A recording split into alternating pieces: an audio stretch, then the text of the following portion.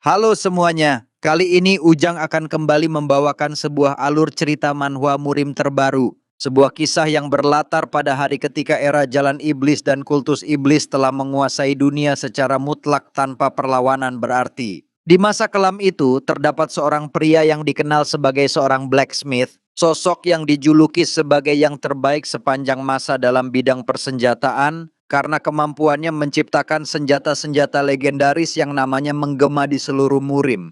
Namun di balik kejeniusannya, ia menghabiskan seluruh hidupnya dalam penyesalan dan dendam yang teramat dalam, hingga pada akhirnya ia memutuskan untuk menciptakan sebuah artefak surgawi, senjata terkuat yang pernah ada di dunia murim, dengan satu tujuan mutlak, yaitu membalaskan dendamnya kepada sang Raja Iblis yang telah menaklukkan dunia.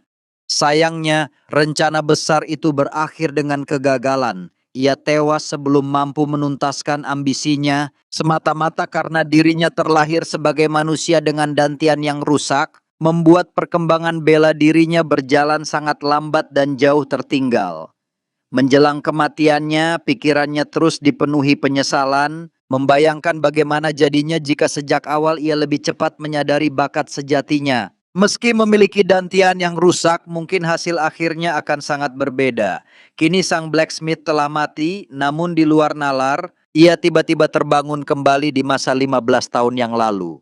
Lebih mengejutkan lagi, artefak surgawi, senjata yang ia ciptakan dengan mempertaruhkan segalanya ternyata berada di sisinya. Berbekal pengalaman hidupnya, ia mengetahui dengan pasti cara untuk menjadi lebih kuat dalam waktu yang singkat. Kali ini, ia bersumpah akan mengubah masa depan yang penuh kesedihan itu, sekaligus menuntaskan pembalasan dendam yang selama ini membakar jiwanya tanpa ampun. Cerita pun dimulai dengan sosok seorang pria parubaya bernama Tang Sewon, seorang blacksmith yang tengah menjalani pekerjaannya seperti biasa, menempa sebuah senjata dengan penuh ketekunan. Ia terus mengayunkan palu tanpa memperlihatkan ekspresi apapun di wajahnya, dan raut kaku itu seolah menjadi cerminan bahwa kisah hidup yang ia jalani sama sekali tidaklah mudah ataupun bahagia. Di sela-sela pekerjaannya, ia seakan mendengar bisikan dari versi dirinya yang lebih muda, yang mempertanyakan apakah semua usaha yang ia lakukan ini benar-benar akan membuahkan hasil. Versi muda itu dipenuhi rasa penasaran, bertanya-tanya apakah Tang Sewon akan tetap melanjutkan rencananya untuk membalas dendam, atau justru memilih berhenti demi memperpanjang hidupnya. Namun Tang Sewon menjawab dengan dingin, mengatakan bahwa jika versi mudanya hanya ingin melontarkan omong kosong belaka, maka lebih baik ia pergi saja dan berhenti mengganggunya. Melihat Tang Sewon yang sama sekali tak bergeming dan terus bekerja keras tanpa henti, versi mudanya pun semakin yakin bahwa Tang Sewon telah benar-benar membulatkan tekadnya, hingga berdiri di ambang batas tertinggi dari kebencian yang selama ini ia pendam. Di masa mudanya, Tang Sewon harus melewati momen-momen paling menyakitkan dalam hidupnya saat ia menyaksikan orang-orang terkasihnya meregang nyawa satu persatu di hadapannya. Kehancuran klannya kala itu tak dapat dihindari, sementara dirinya hanya bisa terdiam dalam ketidakberdayaan karena tak memiliki kekuatan yang cukup untuk melawan. Lebih dari itu, ia harus menyaksikan ayahnya, sosok yang selalu bersikap hangat dan penuh kasih padanya, mati dengan cara yang mengenaskan. Tubuhnya dipenuhi luka fatal yang tak terhitung jumlahnya. Teriakan kesakitan yang syarat amarah dan penyesalan pun menggema dalam ingatannya, dan sejak saat itu Tang Sewon bersumpah bahwa semua ini pasti akan ia balas. Bayangan versi mudanya kembali berbicara, menyebut Tang Sewon sebagai pencipta senjata yang ditakdirkan untuk merenggut nyawa. Namun kini, ia justru berani mengucapkan kata balas dendam. Ia seharusnya memahami kenyataan tersebut, bahwa sebuah senjata saja tidak akan pernah cukup untuk menghabisi mereka yang berdiri di puncak kekuasaan. Lalu mengapa Tang Sewon tidak memilih menyerah saja dan menikmati sisa hidupnya dengan tenang? Meski pilihan itu terdengar menyedihkan, Tang Sewon tetap takkan mundur. Apapun yang terjadi, tekadnya tidak akan goyah sedikit pun, karena dendam itu telah mengakar kuat di setiap jengkal tubuhnya, meresap hingga ke tulang dan jiwanya. Kini saat yang dinantikannya akhirnya tiba. Selama 15 tahun, ia telah menjadi seorang pandai besi di dalam kultus iblis, menunggu momen ini dengan kesabaran yang disertai rasa sakit tak berkesudahan. Segala hal yang ia yakini demi pembalasan dendam telah menelan begitu banyak nyawa hingga hari ini, terutama karena senjata-senjata yang digunakan oleh manusia justru menimbulkan malapetaka di seluruh dunia murim. Namun Tang Sewon tidak lagi peduli pada apa yang akan terjadi pada dunia. Baginya, semua ini hanyalah harga yang harus dibayar melalui kesabaran dan penderitaan demi menuntaskan dendamnya. Dengan kedua tangannya sendiri, Tang Sewon bersumpah akan mengakhiri segalanya. Hari ini adalah hari yang sangat penting, hari di mana 10.000 iblis telah berkumpul di tempat ini. Tiba-tiba, seseorang berteriak lantang bahwa sang iblis surgawi telah turun ke dunia manusia dan menaklukkan seluruh daratan murim, menjadikan kultus iblis sebagai penguasa mutlak atas dunia ini. Semua pencapaian agung tersebut berhasil diraih berkat Sang Tuan Agung yang memimpin dari puncak kekuasaan.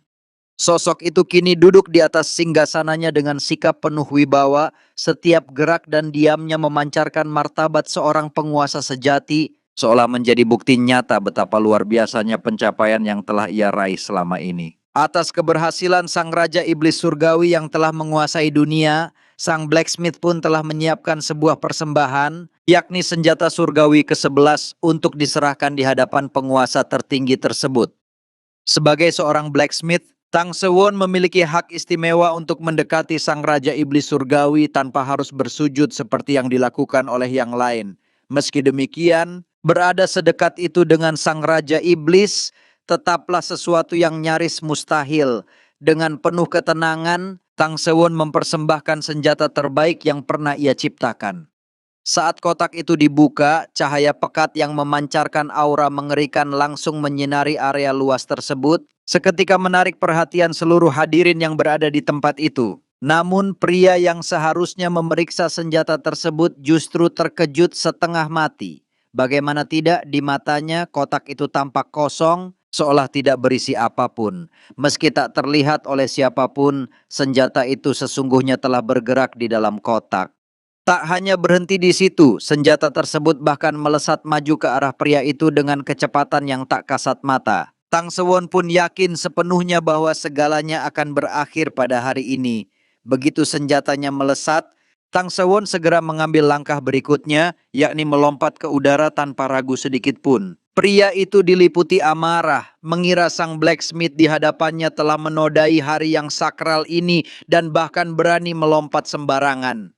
Namun ia tidak menyadari bahwa apa yang dilakukan Tang Sewon bukanlah sekadar lompatan biasa, melainkan tanda bahwa senjata surgawi ciptaannya telah lebih dulu melancarkan serangan. Pria tersebut adalah salah satu tokoh terkuat di dalam kultus iblis, namun tanpa sempat menyadari apa yang terjadi, ia telah dikalahkan. Raut wajahnya dipenuhi kebingungan, mencerminkan ketidakpercayaannya saat menyadari bahwa tubuhnya sendiri telah hancur tanpa sisa.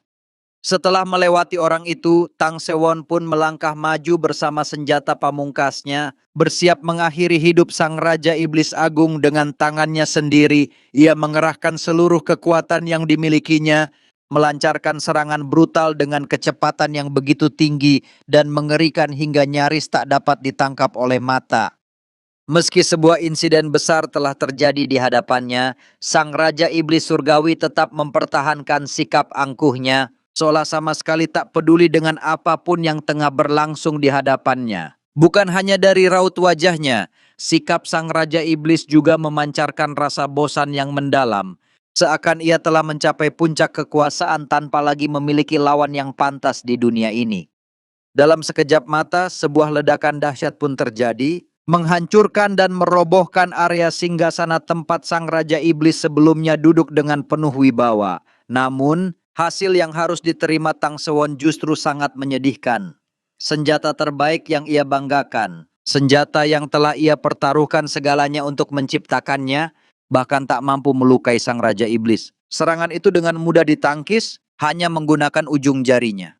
Meski kenyataan ini begitu mengejutkan dan menyakitkan, Tang Sewon tetap tidak menyerah karena ia datang bukan hanya dengan satu serangan semata. Dipenuhi amarah yang membara, Tang Sewon pun mengungkapkan bahwa seluruh seni bela diri yang pernah diajarkan oleh Sang Raja Iblis kepadanya merupakan sebuah keputusan fatal. Ia bersumpah akan mengerahkan seluruh kekuatan yang tersisa, meski harus mengorbankan jiwa dan ki yang mengalir di dalam tubuhnya demi serangan terakhir ini. Dan benar saja, kali ini tangan Sang Raja Iblis tak lagi mampu menahan kekuatan senjata tersebut hingga akhirnya hancur berkeping-keping. Kini, senjata itu melaju tanpa hambatan, siap menghancurkan kepala Sang Raja Iblis. Bagi Tang Sewon tidak ada satupun yang dapat lolos dari serangan ini, sekalipun lawannya adalah Sang Raja Iblis Agung yang telah menguasai dunia seorang diri. Guncangan dari benturan itu menggema dengan kekuatan yang begitu dahsyat, bahkan area di sekitarnya ikut terdampak oleh gelombang kehancuran tersebut. Sang Raja Iblis yang sebelumnya duduk dengan penuh martabat dan kekokohan, kini harus menelan kenyataan pahit, kehilangan harga dirinya di hadapan dunia. Sementara itu, orang-orang yang menyaksikan kejadian tersebut sama sekali tidak mengerti bagaimana mungkin Tang Sewon, yang selama ini dianggap sebagai produk gagal, mampu menggunakan seni bela diri serumit dan setingkat itu.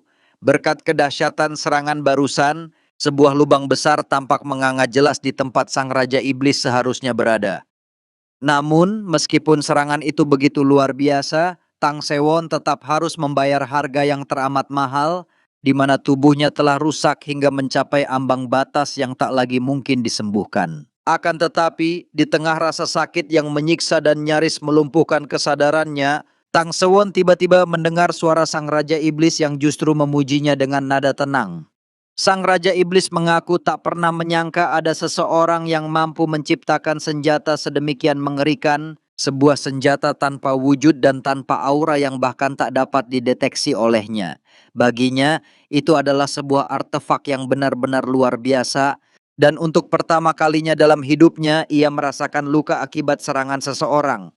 Tang Sewon sama sekali tak menduga bahwa targetnya mengetahui keberadaan belati tak berbentuk tersebut, apalagi fakta bahwa Sang Raja Iblis masih mampu bertahan. Dalam sekejap mata, Tang Sewon telah berada dalam cengkeraman Sang Raja Iblis, menjadi bukti nyata bahwa rencana yang ia susun selama ini telah gagal. Bukan hanya itu, luka-luka yang sebelumnya diderita Sang Raja Iblis kini telah pulih sepenuhnya. Dengan nada datar, ia menyebut Tang Sewon sebagai seorang pelayan yang setia, karena selama ini telah menciptakan begitu banyak senjata yang membantunya menguasai dunia murim. Ia bahkan mengaku sungguh menghargai semua jasa tersebut. Namun ia tak dapat memahami mengapa emosi Tang Sewon sebagai keturunan klan Tang masih dipenuhi dendam yang membara, padahal ia sebenarnya bisa hidup dengan baik dan tanpa kekurangan. Mendengar perkataan itu, Tang Sewon menjawab dengan amarah tertahan, memerintahkan Sang Raja Iblis agar tidak menyebut nama klannya dengan mulut kotornya. Sebenarnya, Sang Raja Iblis tidak menginginkan Tang Sewon mati, namun ia juga tidak mampu menolongnya, karena tubuh Tang Sewon sudah tidak memiliki sedikit pun inti ki yang dapat menopang kehidupannya. Tang Sewon hampir saja tertawa melihat Sang Raja Iblis mencoba menunjukkan rasa iba, tetapi dalam hatinya ia bersumpah bahwa bahkan di alam baka sekalipun, ia akan terus mengutuknya. Meski dendam yang membara sepenuhnya tertuju pada dirinya, Sang Raja Iblis tetap tidak memperlihatkan emosi apapun untuk membalas makian tersebut. Bahkan, ia berniat memberikan sebuah hadiah terakhir sebagai balasan atas seluruh kerja keras Tang Sewon selama ini. Seketika Sang Raja Iblis merapal sebuah mantra aneh yang sangat kuno menggunakan bahasa yang sama sekali tak dapat dipahami. Tang Sewon tidak mengerti apa yang sedang ia lakukan. Dalam sekejap tubuhnya terlempar ke langit tanpa mampu melawan. Tak berhenti di situ, Sang Raja Iblis juga mengarahkan senjata tak berbentuk itu ke arahnya, seolah berniat melenyapkan Tang Sewon dengan kekuatannya sendiri. Senjata tersebut pun melesat ke angkasa dan seharusnya sudah cukup untuk menghancurkan seluruh tubuhnya hingga tak bersisa. Namun, yang terjadi justru sebaliknya. Senjata itu menghantam kepala Tang Sewon tanpa menghancurkannya, dan artefak tersebut malah tertanam tepat di mata kanannya. Setelah tertusuk dan terjatuh kembali ke tanah, Tang Sewon tenggelam dalam pikirannya, terus mempertanyakan apa sebenarnya yang salah dengan dirinya. Ia adalah manusia yang terlahir dengan dantian rusak, namun justru menemukan kemampuan luar biasa untuk menciptakan artefak yang tak tertandingi. Sepanjang hidupnya, ia tak pernah benar-benar hidup sesuai dengan keinginannya sendiri. Ia seharusnya bisa bahagia, namun seluruh hidupnya justru didedikasikan untuk pembalasan dendam. Dan di saat-saat terakhirnya, ia pun bertanya-tanya, apakah hasil akhirnya akan berbeda seandainya ia lebih cepat menyadari kemampuan tersembunyi yang ia miliki. Tang Sewon, pria yang dijuluki sebagai blacksmith terbaik sepanjang masa, kini akhirnya menemui ajalnya setelah menantang sang Raja Iblis Agung, penguasa mutlak dunia murim. Singkat cerita, Tang Sewon perlahan membuka matanya dan melihat makanan di atas meja dengan pandangan yang masih samar dan tak sepenuhnya fokus. Tak hanya itu, telinganya juga menangkap suara seseorang yang terus memanggil namanya dengan nada penuh amarah dan ketidaksabaran. Sosok tersebut adalah seseorang yang pernah ia kenal di kehidupan masa lalunya, seorang yang berpihak pada kultus iblis dan kini tampak sangat murka. Di tengah kebingungan yang menyelimuti pikirannya, Tang Sewon bertanya-tanya apa yang sebenarnya sedang terjadi dan di mana dirinya berada saat ini. Tempat itu terasa sangat berisik, dipenuhi oleh banyak orang yang berdiri di sekelilingnya. Ia yakin bahwa napasnya seharusnya telah berhenti, namun semua inderanya terasa begitu tajam dan nyata. Karena Tang Sewon hanya terdiam tanpa sepatah kata pun, orang di hadapannya menganggap sikapnya tidak masuk akal dan semakin memancing kejengkelan. Oleh karena itu, sosok tersebut berdiri dan mendekatinya, sementara orang terdekatnya terus menarik lengan orang itu, memohon agar tuan muda segera menyadari situasi yang sedang terjadi. Namun amarah sudah terlanjur memuncak, dan orang itu berniat memukul Tang Sewon agar ia tersadar dari lamunannya. Pukulan itu pun mengenai wajahnya, dan Tang Sewon menerimanya begitu saja, karena pikirannya masih dipenuhi kebingungan yang mendalam. Rasa sakit dari pukulan itu terasa begitu nyata. Dari situasi tersebut, Tang Sewon akhirnya mengenali orang di hadapannya, sosok itu adalah Ho Seong, dan kejadian ini terasa seolah pernah terjadi sebelumnya. Pandangannya kemudian tertuju pada seorang gadis yang berdiri di belakangnya, sosok yang juga sama sekali tidak asing baginya karena Tang Sewon mengenalnya dengan sangat baik. Gadis itu menangis tersedu-sedu sambil menutupi tubuhnya karena sebagian pakaiannya telah terbuka. Dengan suara bergetar, gadis tersebut terus memanggilnya dengan sebutan tuan muda, hingga perlahan-lahan kenangan masa lalu mulai kembali memenuhi ingatan Tang Sewon. Gadis itu adalah sosok yang di kehidupan sebelumnya memilih mengakhiri hidupnya sendiri, tak sanggup menanggung rasa malu akibat pelecehan yang ia alami, terlebih karena sang pelaku dengan keji memutarbalikan fakta hingga kebenaran tertutup sepenuhnya. Dari situasi yang kini terhampar di hadapannya, Tang Sewon pun segera menyimpulkan bahwa dirinya telah kembali ke 16 tahun yang lalu. Hari ini juga bertepatan dengan perayaan saat Ho Seong resmi diterima sebagai murid pemimpin aliansi Murim. Pada hari inilah Seoli dilecehkan, dan pada hari yang sama pula Tang Sewon gagal melindunginya, sebuah kegagalan yang pada akhirnya menggiring Seoli menuju kematian tragisnya sendiri. Tak diragukan lagi, inilah salah satu momen yang paling ia sesali sepanjang hidupnya. Sebuah luka yang terus ia bawa dan membuatnya hidup dalam rasa bersalah yang tak pernah benar-benar hilang. Entah semua ini hanyalah mimpi atau kenyataan, Tang Sewon tidak peduli, karena sebagai tuan muda Kelantang kali ini ia harus melakukan sesuatu. Dengan raut wajah penuh kasih, Tang Sewon pun membuka jubahnya lalu mengenakannya ke tubuh Seoli, menutupi dirinya dengan lembut. Ia meminta maaf karena di masa lalu tidak mampu melindunginya, dan meskipun semua ini hanyalah mimpi sekalipun, ia bersumpah tidak akan mengulangi kesalahan yang sama. Sikap Tang Sewon yang seolah mengabaikan keberadaannya membuat Ho Seong semakin murka, hingga kembali berniat memukulinya dengan kekuatan yang jauh lebih besar dari sebelumnya. Namun kali ini, Tang Sewon dengan tenang menangkap pergelangan tangan Ho Seong tanpa perlu menoleh sedikit pun, lalu mengatakan bahwa ia masih akan memberinya kesempatan, asalkan Ho Seong meminta maaf dengan sungguh-sungguh atas perbuatannya. Ho Seong justru menghempaskan tangan itu dengan kasar, bahkan menganggap Tang Sewon telah kehilangan akal sehatnya. Sambil mengambil sikap untuk mencabut pedangnya, Ho Seong berkata bahwa ia hanya ingin bermain-main. Namun, apakah Tang Sewon sudah bosan hidup hingga berani menantangnya secara terang-terangan? Dengan suara tenang namun menusuk, Tang Sewon justru memuji Seoli, menyebutnya sebagai gadis yang sungguh bijak karena dengan tegas menolak Hoseong tanpa keraguan sedikit pun. Penolakan itu rupanya melukai harga diri Hoseong hingga ia berusaha melecehkan Seoli. Bukankah perbuatan seperti ini sama sekali tidak pantas dilakukan oleh seseorang yang menyandang status sebagai murid pemimpin aliansi Murim, sebuah posisi yang seharusnya menjunjung tinggi keadilan dan kehormatan. Tak berhenti sampai di situ, Tang Sewon terus memprovokasi Hoseong dengan nada sinis, mengatakan bahwa seandainya dirinya adalah seorang wanita, ia pun akan menolak Hoseong tanpa ragu karena wajahnya yang buruk rupa. Ia bahkan menyebut tubuh Hoseong berbau menyengat, hingga bertanya siapa pula gadis yang sudi berada di dekatnya. Meski menyandang status sebagai murid pemimpin aliansi Murim, Hoseong akhirnya kehilangan seluruh kesabarannya. Amarahnya meledak dan tanpa ragu sedikit pun ia langsung menghunuskan pedangnya. Dengan penuh niat membunuh, Hoseong bersumpah akan menghabisi Tang Sewon hari ini juga.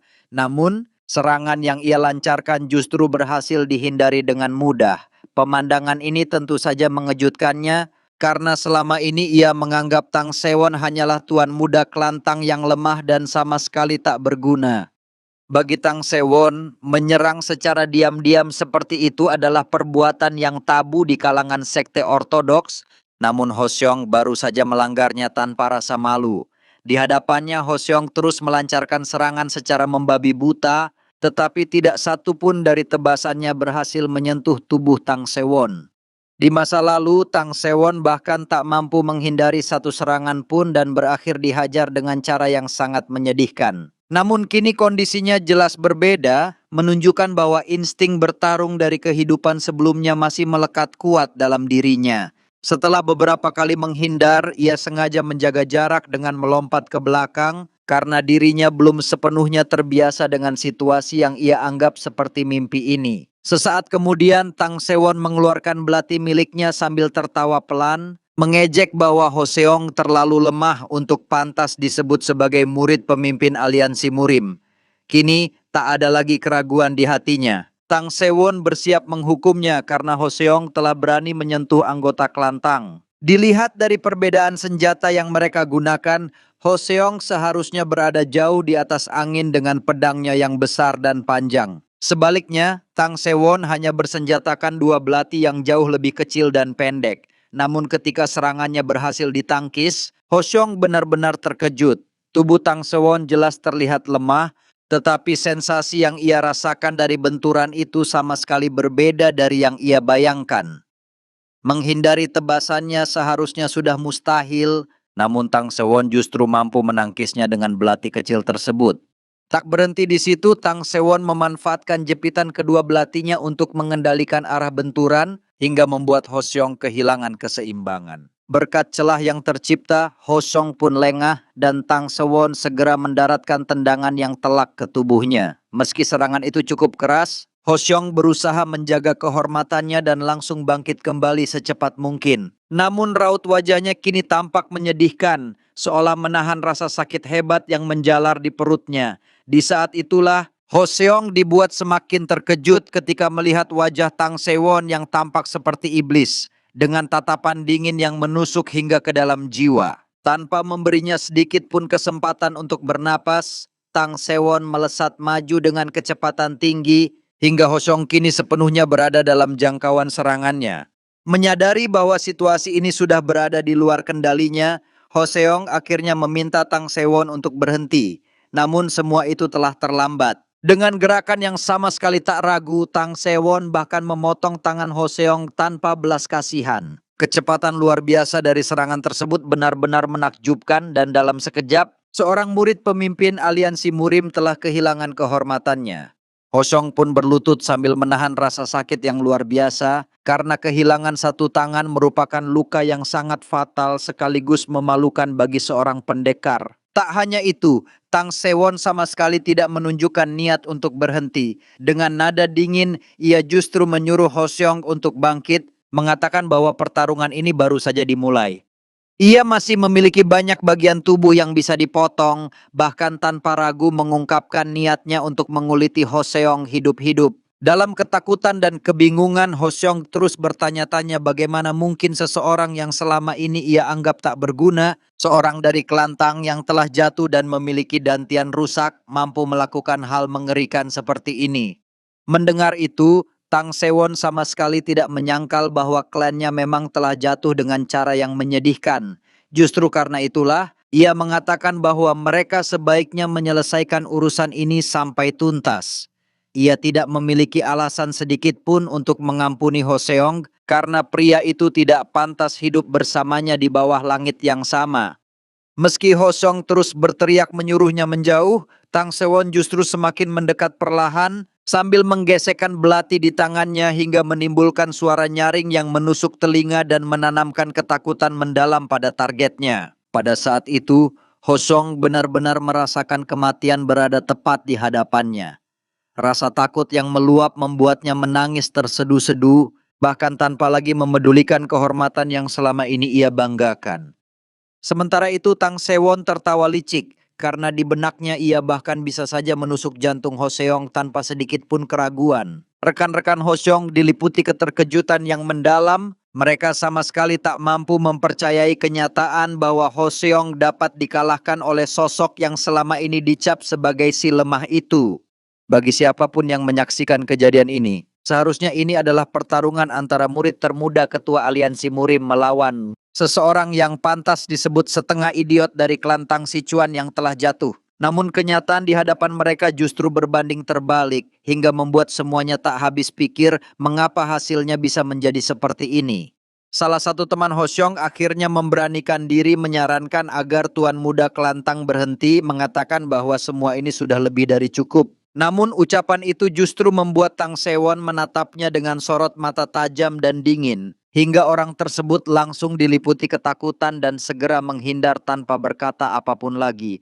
Mereka semua gemetar, karena murid termuda ketua aliansi Murim saja diperlakukan sedemikian rupa, apalagi mereka yang tak memiliki status apapun. Aura yang terpancar dari tubuh Tang Sewon kini terlihat sangat berbeda, diselimuti kimerah kehitaman yang menyesakan, menandakan bahwa seni bela diri yang pernah ia pelajari dari sang Raja Iblis Surgawi belum sepenuhnya lenyap. Meski demikian, dalam kondisi tubuhnya saat ini, menggunakan kekuatan sebesar itu jelas merupakan tindakan yang terlalu berlebihan. Dampaknya pun segera terasa, membuat Tang Sewon memuntahkan darah segar.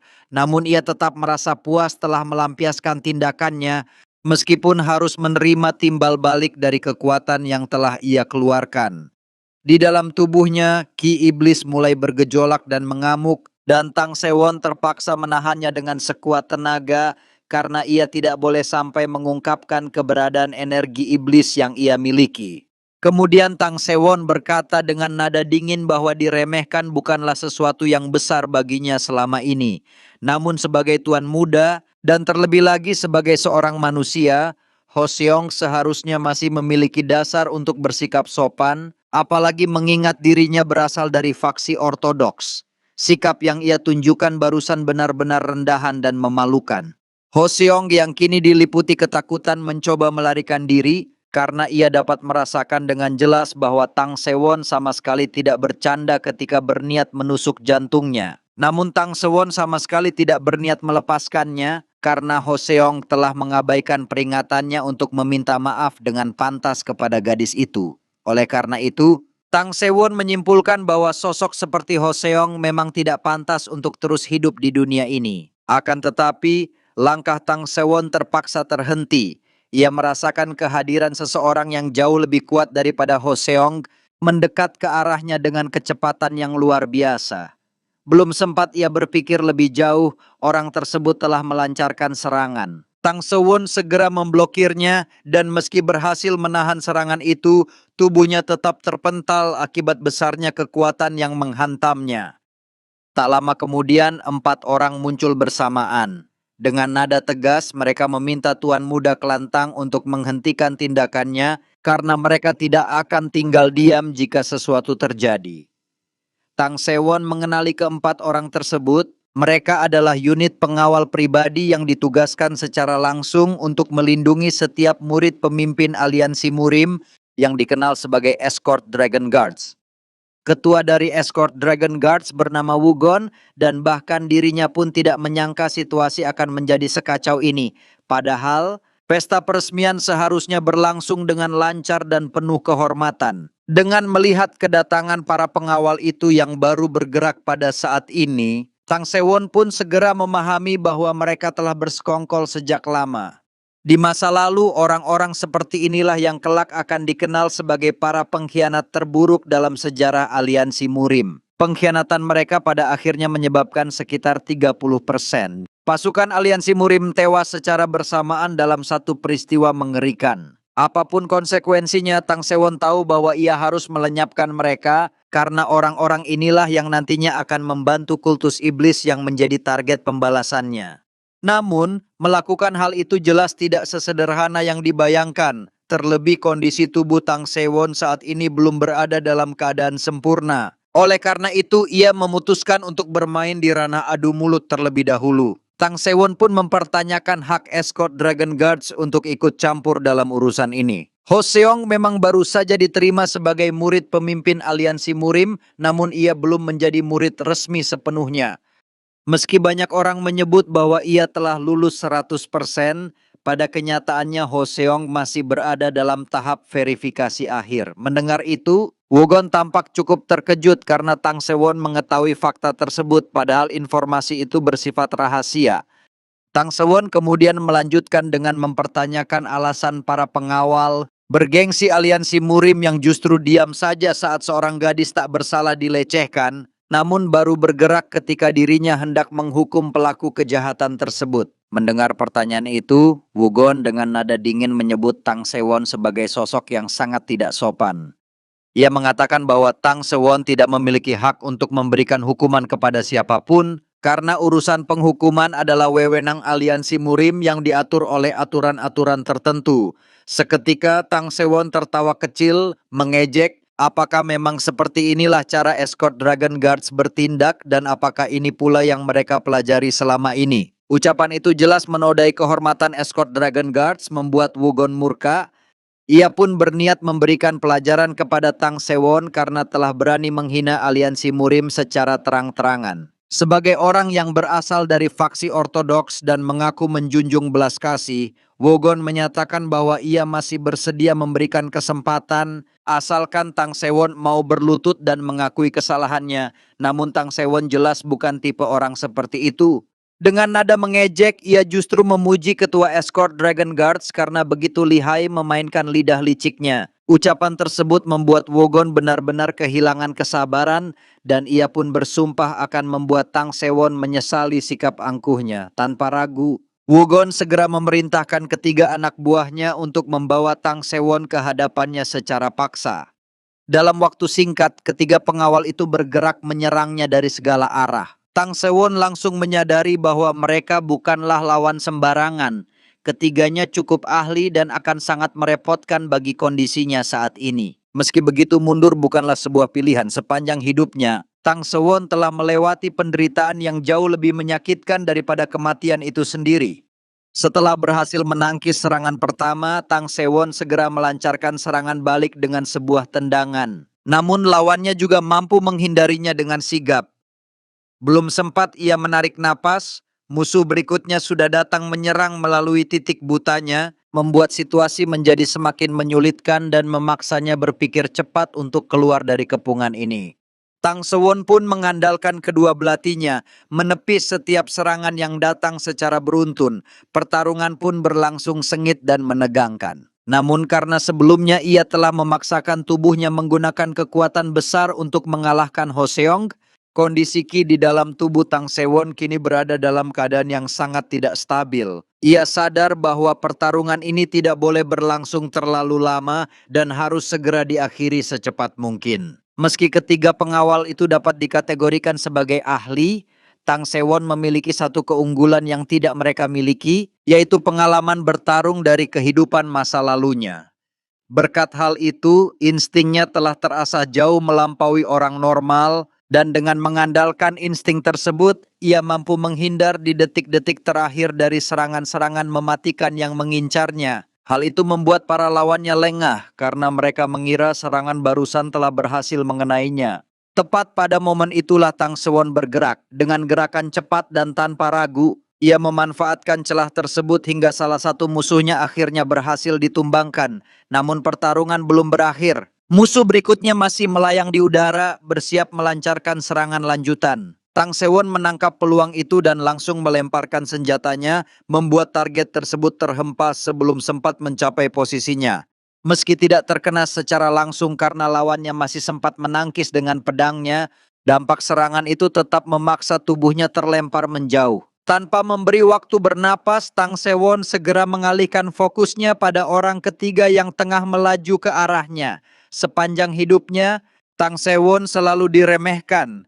Dianggap hanyalah anak cacat dengan dantian rusak, ditambah lagi klannya yang berada di ambang kehancuran. Namun sebelum ia sempat menyelesaikan serangannya, ketua escort Dragon Guards akhirnya ikut campur, menyadari bahwa anak buahnya bisa saja kehilangan nyawa jika pertarungan ini dibiarkan berlanjut. Sebuah tendangan mendadak pun menghantam tubuh Tang Sewon membuatnya terlempar jauh.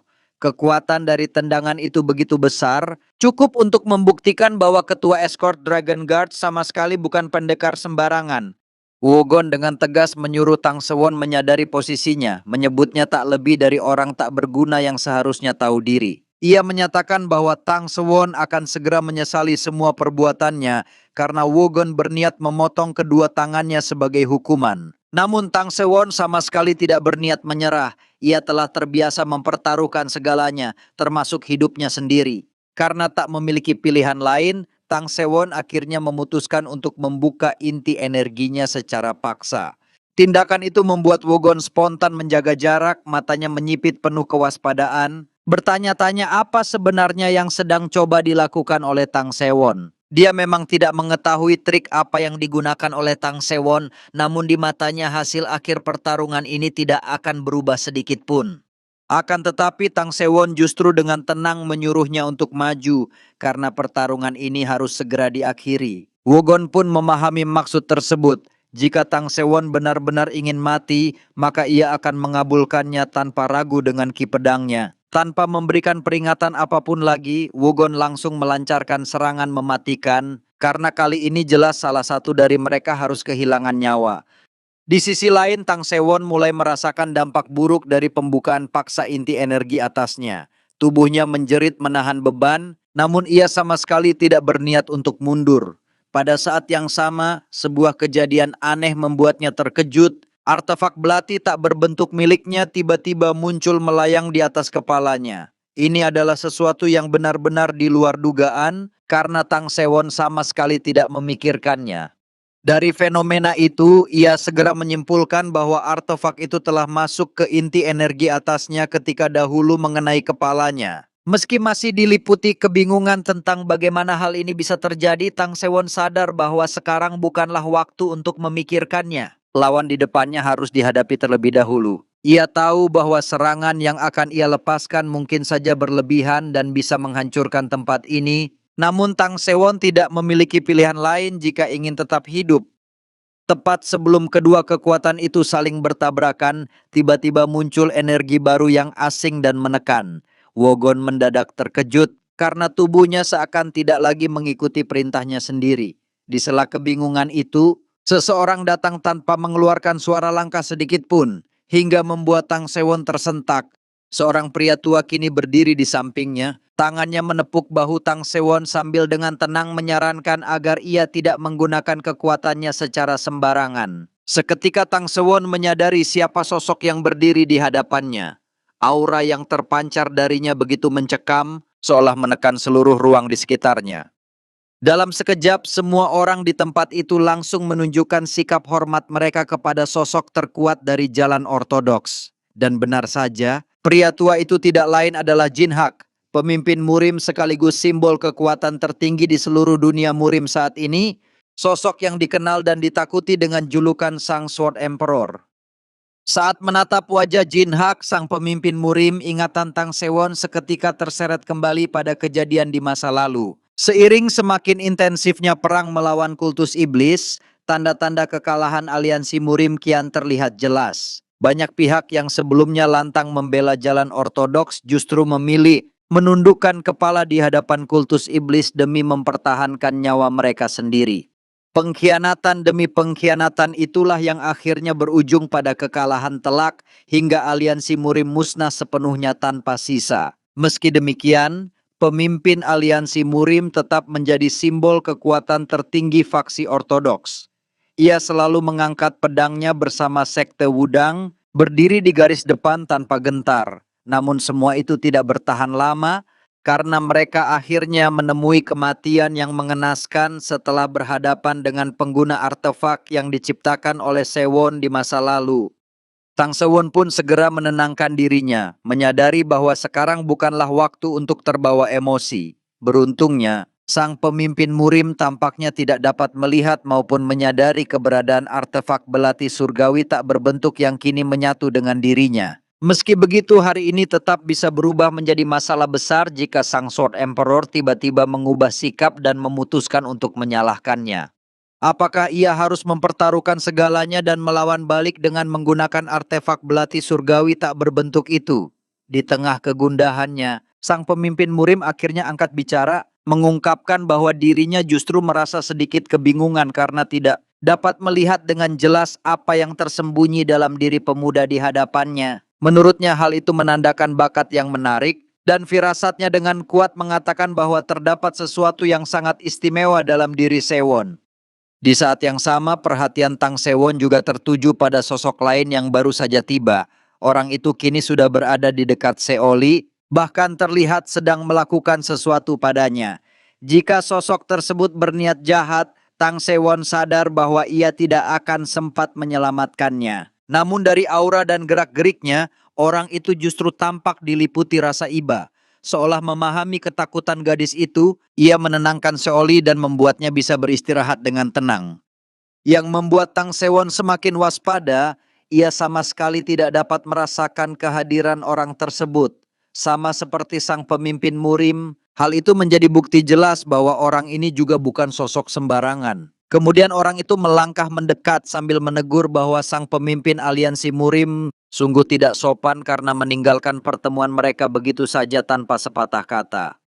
Jin Hak pun meminta maaf dengan tenang, menjelaskan bahwa dirinya tidak bisa berpaling ketika merasakan seseorang menggunakan energi kibawaannya. Menurutnya tindakan itu sangat berbahaya karena dampaknya dapat menggerogoti daya hidup penggunanya sendiri. Itulah alasan ia datang untuk menghentikan pertarungan tersebut. Dari sanalah Tang Sewon akhirnya mendengar nama wanita itu. Dia adalah Boyon, mantan ketua sekte Emei, sosok yang tanpa diragukan lagi termasuk salah satu pendekar Murim terbaik. Tang Sewon sama sekali tidak menyangka situasi akan berkembang serumit ini, hingga ia harus berhadapan langsung dengan dua orang yang pantas disebut sebagai Master Puncak. Beberapa menit sebelumnya, sang pemimpin Murim sebenarnya tengah berbincang dengan Boyeon. Mantan ketua sekte Emei itu sudah berulang kali mengatakan bahwa orang-orang di dalam aliansi Murim tidak akan pernah benar-benar berubah. Terlalu banyak dari mereka yang telah melupakan kebenaran hingga lalai akan tugas dan tanggung jawab mereka sendiri. Jin Hak memahami hal itu dengan sangat baik, namun justru karena itulah ia memilih menjadi pemimpin aliansi dengan harapan dapat meluruskan segala penyimpangan yang telah terjadi. Namun setelah waktu yang begitu lama berlalu, nyatanya tidak ada perubahan berarti. Mengatur dan menyatukan mereka ternyata jauh dari kata mudah. Bagi Boyeon, hal tersebut adalah sesuatu yang wajar, karena meluruskan dunia sendiri pada dasarnya adalah hal yang nyaris mustahil. Oleh sebab itu, ia menyarankan agar Jin Hak tidak memikul semua beban itu sendirian. Jika semuanya terasa terlalu berat, maka ia bisa mundur seperti dirinya yang telah melepaskan posisi sebagai ketua sekte Emei dan memilih menghabiskan sisa waktunya dengan bersantai. Di tengah percakapan itu, Jin Hak tiba-tiba merasakan sesuatu yang aneh, sebuah getaran halus yang langsung menarik perhatiannya. Berbeda dengan Boyeon yang sama sekali tidak merasakannya. Meski ia juga merupakan seorang master puncak, Boyon justru tampak kesal karena merasa Jin Hak terlalu memaksakan dirinya. Namun ketika ia menoleh ke arah tempat duduk di hadapannya, sang pemimpin Murim sudah tidak ada di sana. Pergi tanpa pamit menurutnya adalah sikap yang sangat tidak sopan dan hal itu tanpa disadari cukup melukai perasaannya. Kini mereka telah berhasil mengejar dan memeriksa kondisi tangan Hoseong. Luka yang dideritanya sangatlah parah, sedemikian rupa hingga mustahil untuk dipulihkan secara utuh seperti semula. Di sisi lain, Wogon merasa dirinya harus segera pergi karena situasi ini jelas tidak akan menguntungkannya sedikit pun. Namun langkahnya terhenti seketika ketika Boyon melontarkan pertanyaan tajam, menanyakan apakah Tang Sewon menggunakan bela diri jalan iblis. Dalam sekejap, sang pemimpin aliansi Murim mengerahkan energi miliknya, menciptakan tekanan luar biasa yang memaksa mereka bertiga untuk menunduk tanpa mampu melawan. Menggunakan bela diri jalan iblis merupakan pelanggaran mutlak yang terlarang dan siapapun pelakunya tidak akan pernah diampuni. Melihat kesempatan itu, Wogon langsung memanfaatkannya dengan membenarkan dugaan tetua Boyeon, menuduh bahwa Tang Sewon memang telah menggunakan bela diri dari jalan kejahatan. Semua orang mengetahui bahwa Tang Sewon selama ini hanyalah tuan muda yang lemah dan tak berguna. Namun kini, ia tiba-tiba mampu mengalahkan Hoseong, bahkan menjatuhkan ketiga anak buahnya. Wogon menegaskan bahwa dirinya sebenarnya tidak ingin ikut campur sejauh ini, tetapi sebagai bagian dari faksi ortodoks, ia mengaku tidak memiliki pilihan lain selain bertindak. Kini, sang Sword Emperor ingin mendengar langsung pembelaan dari Tang Sewon. Itulah yang disampaikan Wogon, sembari memperingatkan bahwa ia sebaiknya menjelaskan semuanya dengan jujur, karena kebohongan hanya akan memperburuk keadaannya sendiri. Dengan tubuh yang terasa begitu berat hingga bergetar hebat, Tang Sewon berusaha berdiri. Setelah berhasil menegakkan dirinya, ia menjawab dengan tenang bahwa tidak ada satupun hal yang perlu ia jelaskan. Apa yang digunakannya hanyalah bela diri kelantang. Meski klannya telah lama merosot dan kehilangan kejayaannya, darah yang mengalir dalam dirinya tetaplah darah kelantang dan itu tidak pernah berubah. Bahkan apa yang telah ia lakukan hari ini pun, menurutnya, masih belum cukup setimpal bagi seseorang yang berani melecehkan anggota klannya. Setelah mengatakan semua itu, Tang Sewon merasa bahwa sopan santun tidak lagi diperlukan. Ia pun menegaskan bahwa dirinya tidak akan menunjukkan belas kasih sedikit pun kepada pelaku kejahatan tersebut. Tak hanya itu, Tang Sewon sama sekali tak berniat menyerah meski sang pemimpin Murim berusaha menghentikannya. Seketika, Jin Hak mengaktifkan mata emasnya, lalu bertanya dengan nada berat apakah anak muda di hadapannya benar-benar rela mengorbankan segalanya hanya demi emosi sesaat. Tekanan dari sang pemimpin Murim semakin menguat hingga tubuh Tang Sewon nyaris tak mampu berdiri tegak. Dengan tatapan menembus jiwa, Jin Hak kembali menegaskan bahwa ia ingin mendengar langsung apakah balas dendam sesaat benar-benar lebih berharga daripada hidup yang dimilikinya. Namun bagi Tang Sewon, ini sama sekali bukan sekadar balas dendam. Ini adalah sesuatu yang telah berakar sejak lama, terukir dalam hidupnya jauh sebelum hari ini. Walau keinginan itu ingin ia ungkapkan, Sewon sadar kata-kata tersebut mungkin terdengar konyol di telinga orang lain. Maka ia hanya mengatakan bahwa dirinya ingin memperbaiki dunia ini meski hanya sedikit demi sedikit. Sekalipun jalan itu menuntut pengorbanan dirinya sendiri, ia tidak akan ragu untuk melangkah. Keteguhan tekad Tang Sewon mengejutkan Jin Hak karena inilah jalan yang dulu pernah ia ragukan untuk ditempuh. Namun anak muda di hadapannya menunjukkan tekad yang jauh berbeda.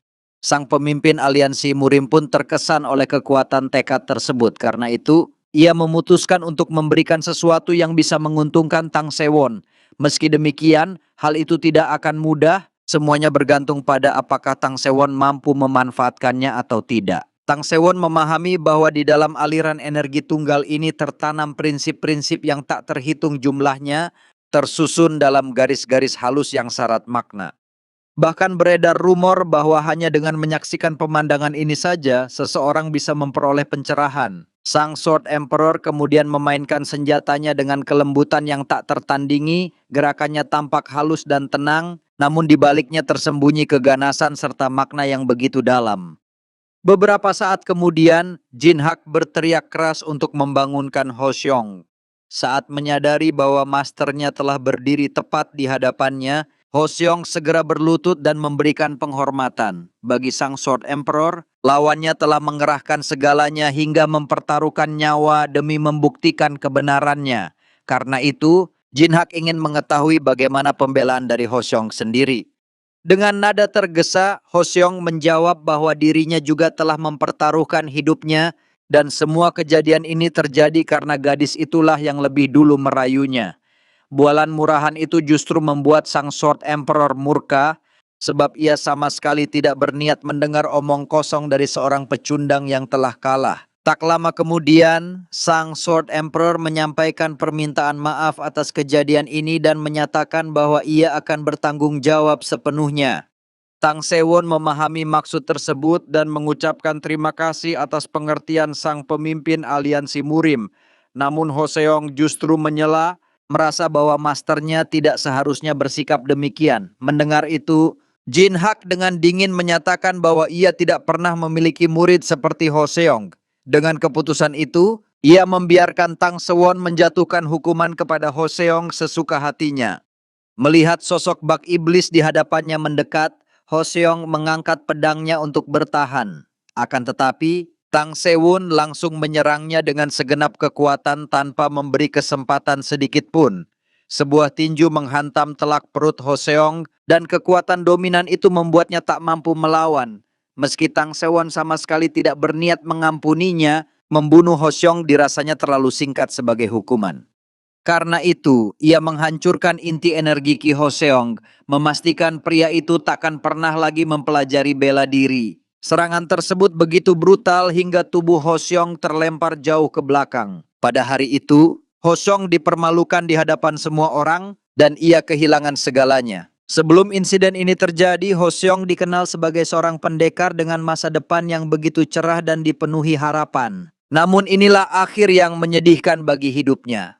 Menghabisinya sebenarnya adalah hal yang sangat mudah, tetapi Tang Sewon justru menginginkan dirinya merasakan penderitaan yang jauh lebih menyakitkan daripada kematian itu sendiri. Setelah semuanya berakhir, sang pemimpin aliansi Murim menyarankan agar hukuman bagi orang-orang lainnya diserahkan kepadanya. Karena Tang Sewon telah menghajar Hoseong yang memang menjadi target utamanya, maka ia dipersilakan untuk mundur.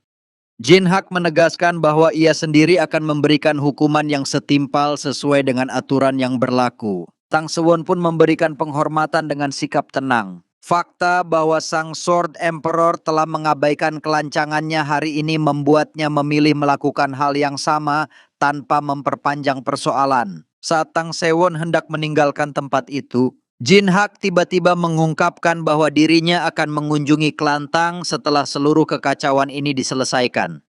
Ia berharap Tang Sewon dapat meluangkan waktu untuk menerima kunjungan tersebut.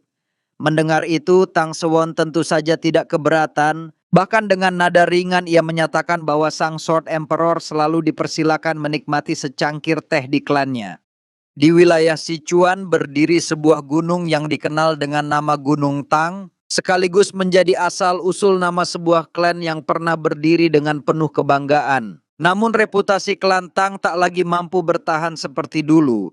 Kini keberadaannya bahkan pantas disebut berada di ambang kehancuran. Dahulu, klan Tang termasuk salah satu klan besar tingkat 7 yang disegani, tetapi sekarang kekuatannya telah merosot jauh hingga hanya layak disebut sebagai pasukan berukuran sedang. Sang kepala klan pun menanyakan kepada putrinya apakah keadaan ini benar-benar tidak apa-apa. Gadis itu menjawab dengan tegas bahwa ayahnya tidak boleh bertindak gegabah dan bergerak sendiri. Gadis cantik tersebut adalah Tang Serin, kakak perempuan Tang Sewon. Dengan suara lantang, ia berteriak di hadapan para asasin klan Tang agar mendengarkan perintahnya. Prioritas utama mereka adalah menjaga keselamatan tuan muda mereka apapun yang terjadi. Meski unit asasin itu mengangguk tanda patuh, sorot mata mereka tampak lesu dan kurang bersemangat, seolah menyadari betapa rapuhnya posisi klan saat ini. Di saat yang sama, Tang Sewon muncul dengan menggendong Seoli di kedua lengannya. Melihat semua orang berkumpul dalam suasana tegang seperti itu, Tang Sewon yang masih diliputi kebingungan pun bertanya kemana sebenarnya mereka semua hendak pergi. Tak lama kemudian Tang Sewon memasuki kamarnya. Ruangan itu seketika membangkitkan nostalgia yang begitu kuat di dalam dirinya. Ia berdiri di depan cermin dan menatap pantulan wajahnya sendiri, memastikan bahwa wajah serta tubuhnya benar-benar telah kembali muda. Tak ada penjelasan lain selain satu kemungkinan, yaitu regresi.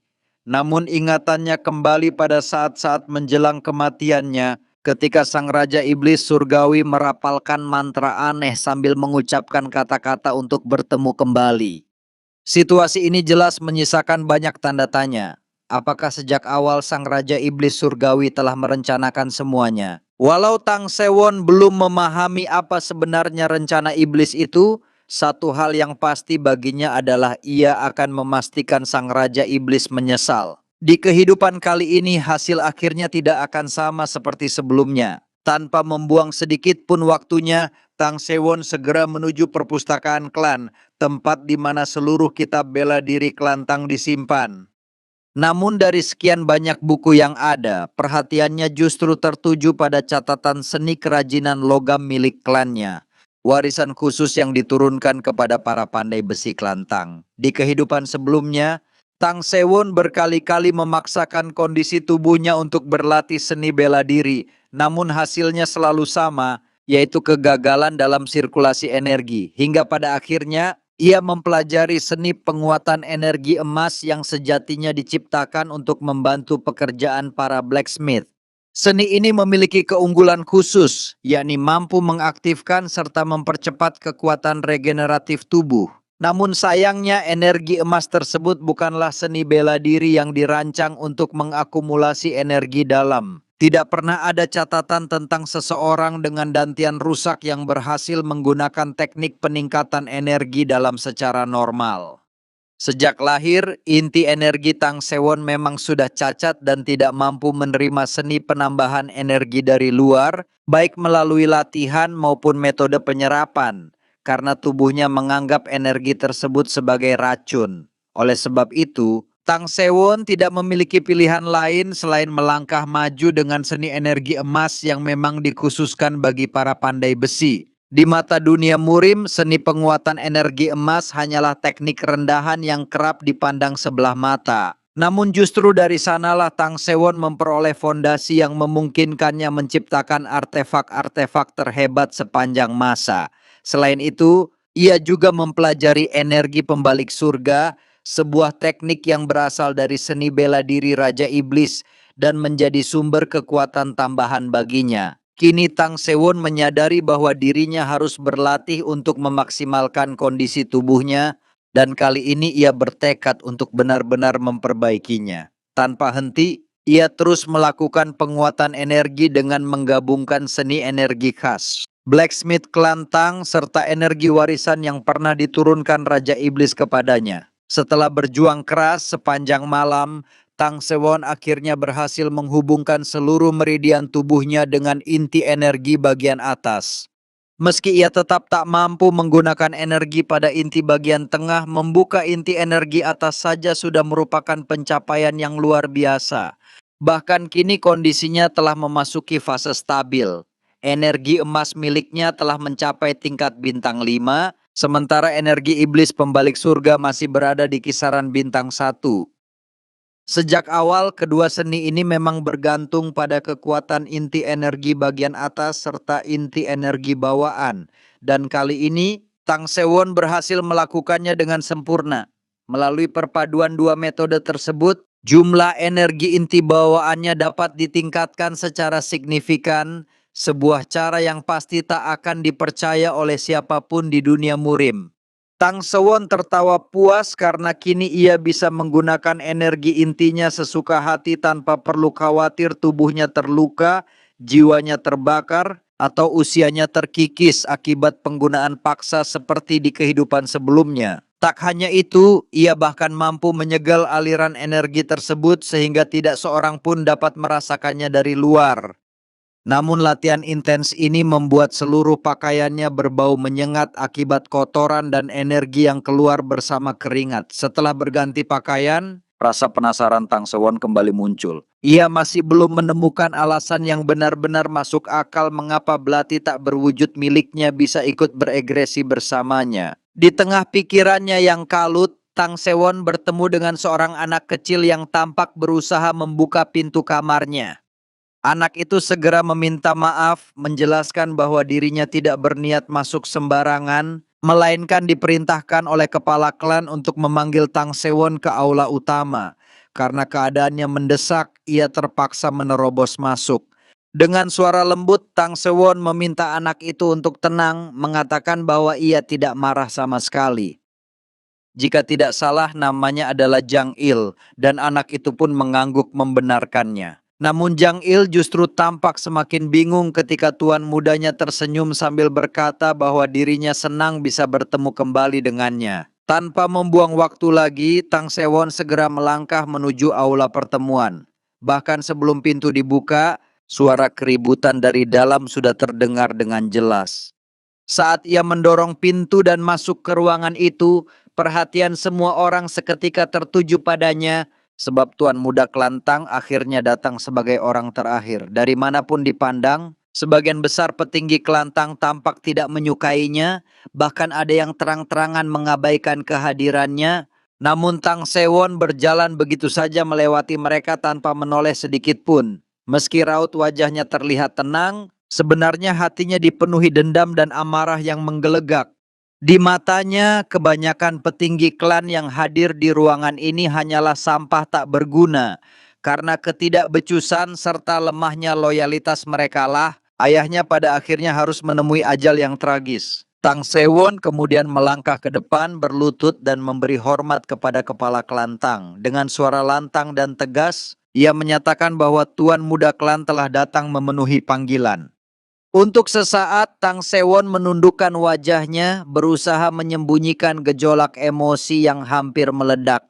Namun ia tahu dirinya harus tetap kuat dan kokoh, tanpa memperlihatkan sedikit pun kelemahan kepada orang-orang yang bisa saja merupakan musuh di balik senyum mereka. Ayahnya, Tang Muyol, yang juga merupakan kepala klan Tang, menerima penghormatan itu dengan tenang. Sikap Tang Sewon yang berbeda dari biasanya langsung menarik perhatian semua orang di aula. Di sisi lain, Tang Sewon menilai klan ini sedang berada dalam bahaya besar. Ia bahkan melirik dua petinggi yang menurutnya merupakan racun dalam tubuh klan, lalu dengan nada datar meminta mereka untuk melanjutkan diskusi mereka secara terbuka daripada terus berbisik-bisik di belakang. Tak lama kemudian, Tang Hoyol, ketua agensi pengawal utama Kelantang, menyetujui ucapan tuan mudanya. Namun di balik persetujuan itu, ia justru berusaha menyudutkan Tang Sewon dengan menanyakan apakah ia benar-benar memahami betapa seriusnya masalah yang telah ditimbulkannya. Demi apa yang disebut sebagai kebaikan klan, Tang Hoyol memohon agar tuan muda secara sukarela mendatangi aula penegakan hukum aliansi Murim. Sosok licik yang berdiri di hadapan Tang Sewon saat ini tak lain adalah racun pertama bernama Tang Hoyol. Seseorang yang terkenal kejam dan penuh tipu daya. Di kehidupan sebelumnya, Tang Hoyol yang tak lain adalah pamannya sendiri memilih untuk berdiri terpisah dan menarik unit yang dipimpinnya. Keputusan itu membuat Tang Sewon diliputi kebingungan, karena ia tahu pamannya pasti memahami apa yang akan terjadi pada Kelantang jika unit tersebut menghilang, yang berarti kehancuran klan sudah di depan mata. Namun pamannya tetap bersikap acuh tak acuh dan Tang Sewon sulit menerima kenyataan itu. Di kemudian hari, Tang Hoyol akhirnya mengungkapkan alasannya. Ia menyebut bahwa ayah Tang Sewon telah mencuri posisi kepala klan darinya saat masih muda. Sejak lama ia sebenarnya sudah menunggu hari seperti ini, tetapi besarnya dukungan terhadap ayah Tang Sewon membuatnya tidak berani bertindak gegabah. Baginya, klan Tang seharusnya menjadi miliknya, dan ia bahkan tertawa di atas kematian saudaranya sendiri yang tak lain adalah ayah Tang Sewon. Jika pada saat itu Tang Sewon tidak segera meningkatkan energi emasnya hingga mencapai bintang 5 serta menguasai teknik penciptaan artefak surgawi legendaris, maka klan Tang sudah pasti akan lenyap bahkan sebelum invasi Sang Raja Iblis terjadi. Ucapan Tang Hoyol itu membuat Tang Jun, tabib utama sekaligus ketua pengobatan klan Tang, murka. Baginya, perkataan tersebut merupakan penghinaan terang-terangan terhadap tuan mudanya.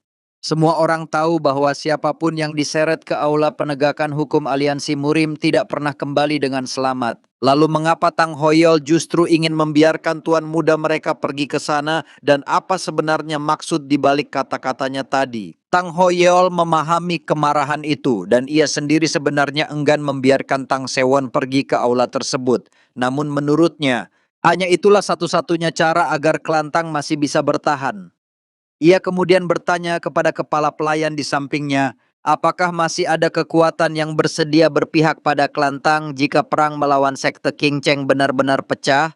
Mengingat tuan muda mereka telah melukai salah satu murid ternama dari sekte tersebut. Dan ini jelas bukanlah persoalan sepele. Para petinggi Klantang lainnya mulai goyah, memikirkan hal yang sama, karena mereka sadar bahwa ketua aliansi Murim pasti murka ketika muridnya diperlakukan seperti itu, dan bukan tidak mungkin sekte Tang akan dilenyapkan sepenuhnya. Tang Sewon dapat merasakan keputusasaan yang menyelimuti orang-orang di dalam klannya. Bahkan semangat juang yang seharusnya mengalir dalam darah para petinggi kini nyaris tak tersisa. Padahal Klantang memiliki prinsip yang telah diwariskan turun-temurun, yakni membalas setiap kebaikan tanpa gagal dan mengukir setiap musuh dengan darah. Dan Tang Sewon bertekad untuk menunjukkan bahwa prinsip itu belum mati. Tak lama kemudian pamannya bergumam dengan nada curiga, mempertanyakan bagaimana mungkin tuan muda mereka bisa mengalahkan murid termuda pemimpin aliansi Murim tanpa menggunakan cara-cara terlarang.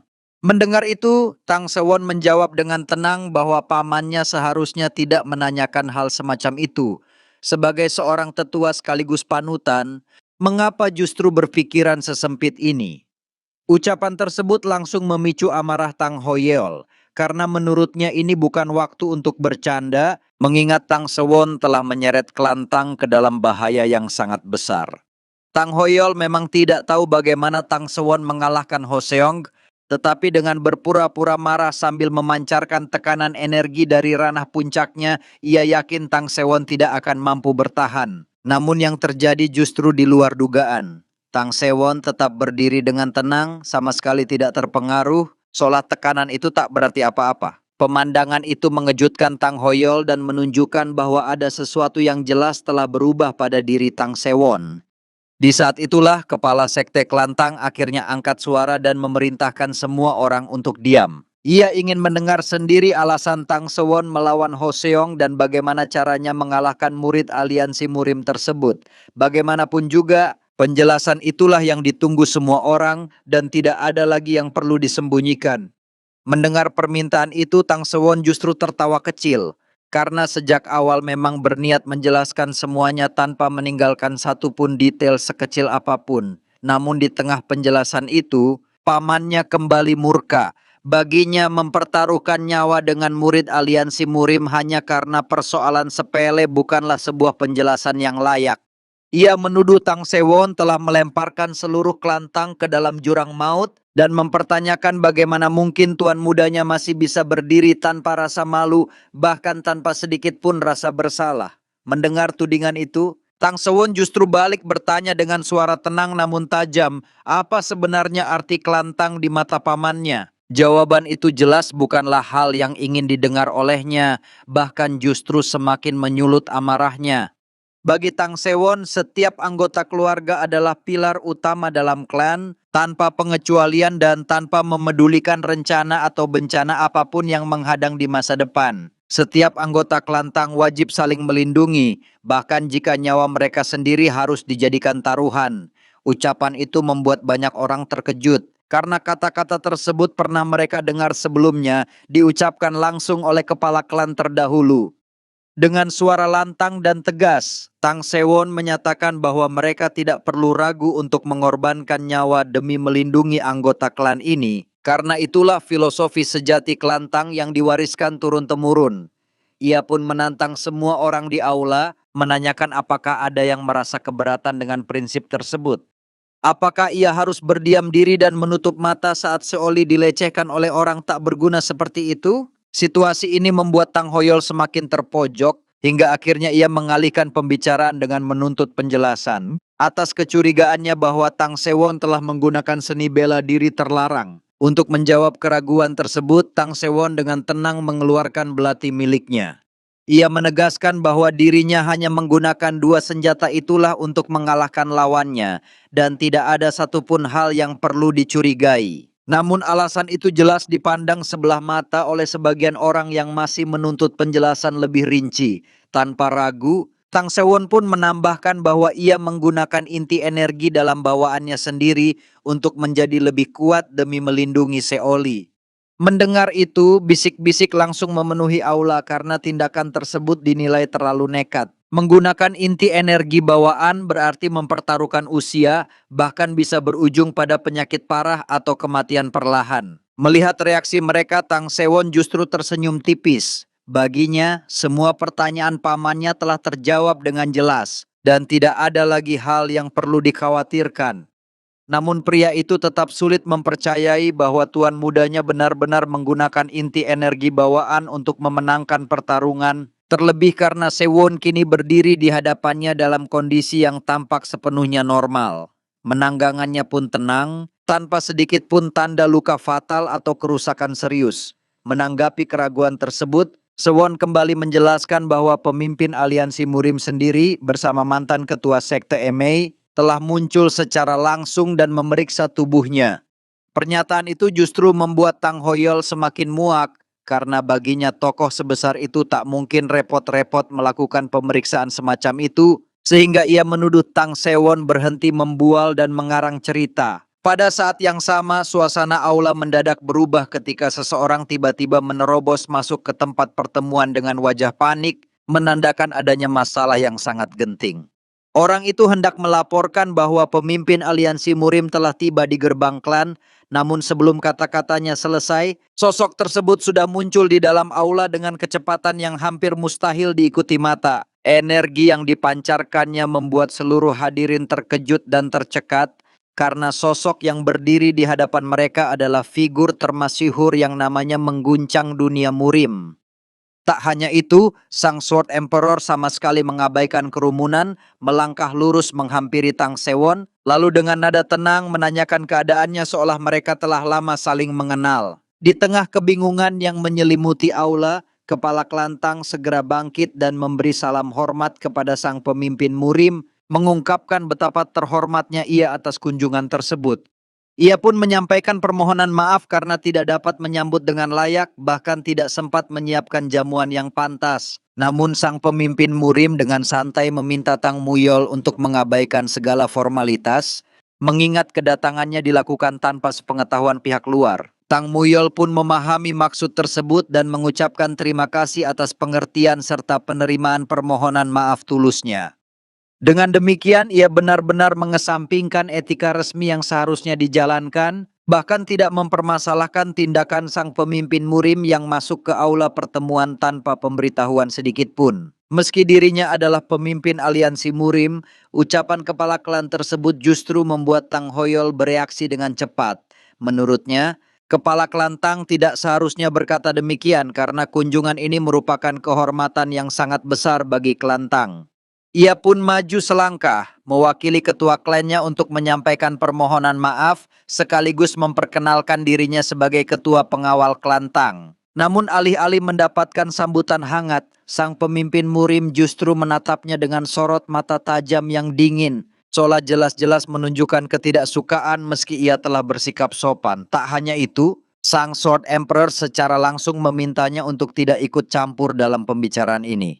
Tekanan luar biasa yang terpancar dari sosok tersebut membuat Tang Hoyol gemetar ketakutan, menyadari betapa jauhnya perbedaan kekuatan di antara mereka. Setelah itu Tang Sewon pun memberikan hormatnya. Terlihat jelas bahwa dalam situasi seperti ini, ia bahkan sulit untuk sekadar menawarkan secangkir teh. Jin Hak menanggapi dengan santai, mengatakan bahwa hal tersebut tidak menjadi masalah, karena kali ini ia tidak datang sebagai pemimpin aliansi Murim.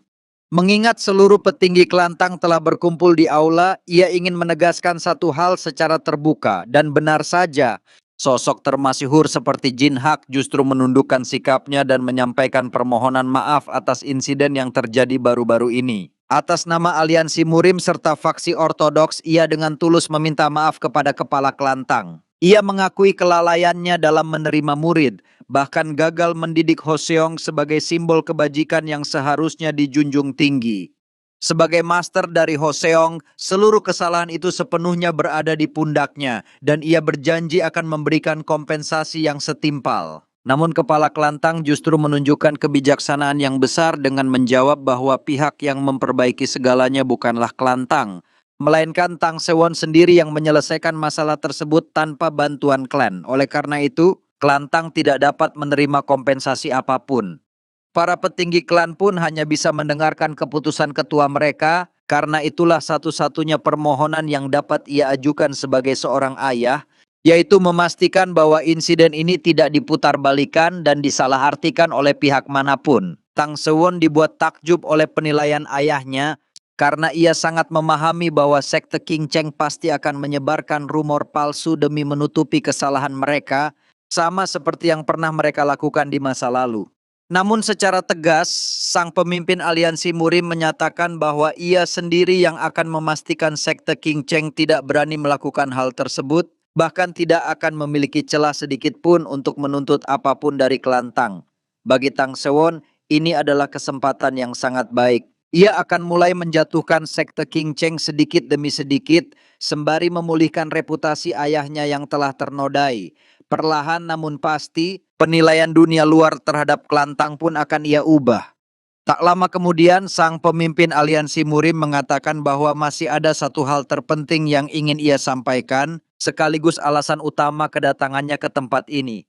Di luar dugaan siapapun, ia justru menawari Tang Sewon untuk menjadi muridnya. Perkataan itu seketika membuat seluruh orang di ruangan tersebut terpaku dalam keterkejutan.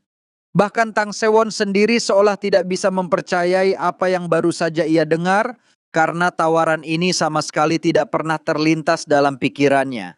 Para petinggi Klantang pun mulai berbisik satu sama lain, menyadari bahwa jika tuan muda mereka benar-benar menjadi murid sang pemimpin aliansi Murim, maka itu adalah sesuatu yang luar biasa. Bagaimanapun juga, seluruh dunia Murim memahami bahwa menjadi murid pemimpin aliansi Murim sama artinya dengan menjadi kekuatan inti aliansi Murim di masa depan. Jika hal tersebut terwujud, maka Klantang berpeluang besar untuk meraih kembali kejayaan yang pernah mereka miliki. Melihat reaksi Tang Sewon, sang pemimpin Murim justru tertawa ringan. Merasa terhibur karena anak muda yang selama ini selalu menampilkan wajah tegas kini memperlihatkan ekspresi terkejut yang begitu jujur. Dengan begitu, Tang Sewon akhirnya tampak seperti pemuda seusianya. Setelah itu, sang Sword Emperor pun menatapnya dan berkata bahwa kini saatnya Tang Sewon memberikan jawabannya. Di sisi lain, Tang Hoyol justru dilanda kepanikan hebat. Jika tuan mudanya benar-benar menjadi murid sang pemimpin aliansi Murim, maka seluruh rencana dan tatanan yang telah ia bangun selama bertahun-tahun akan runtuh begitu saja tanpa sisa. Namun di luar dugaan siapapun, Tang Sewon malah menolak tawaran tersebut. Sang pemimpin Murim menyambut jawaban itu dengan tenang, bahkan memuji Tang Sewon karena kebijaksanaannya, lalu mengatakan bahwa ia bisa beristirahat malam ini dan ikut bersamanya pada keesokan hari. Baru saat itulah Jin Hak benar-benar menyadari bahwa Tang Sewon telah menolaknya. Ekspresi seperti ini adalah sesuatu yang hampir tak pernah muncul di wajahnya. Meski demikian, ia tetap menjaga wibawa dan segera bersikap sebagaimana mestinya. Ia pun menyatakan keinginannya untuk mendengar alasan di balik penolakan tersebut, karena hampir semua anak muda di dunia persilatan rela melakukan apa saja demi berada di bawah bimbingannya. Tanpa sedikit pun keraguan, Tang Sewon dengan tegas menyatakan bahwa ia ingin mewakili sektenya sendiri di masa depan, sama seperti sang pemimpin Murim yang kini berdiri sebagai perwakilan sekte Wudang. Ucapan itu sontak membuat kedua mata kepala Klantang terbelalak. Ia benar-benar tidak menyangka bahwa putranya memiliki kepedulian sedalam ini terhadap klan mereka. Meski terasa berat untuk diterima, Jin Hak akhirnya mengangguk pelan karena alasan tersebut sepenuhnya masuk akal. Namun di balik penolakan itu, Tang Sewon sebenarnya menyimpan kekhawatiran lain. Ia tahu betul bahwa sang pemimpin aliansi Murim tidak selalu mengaktifkan seni mata emasnya.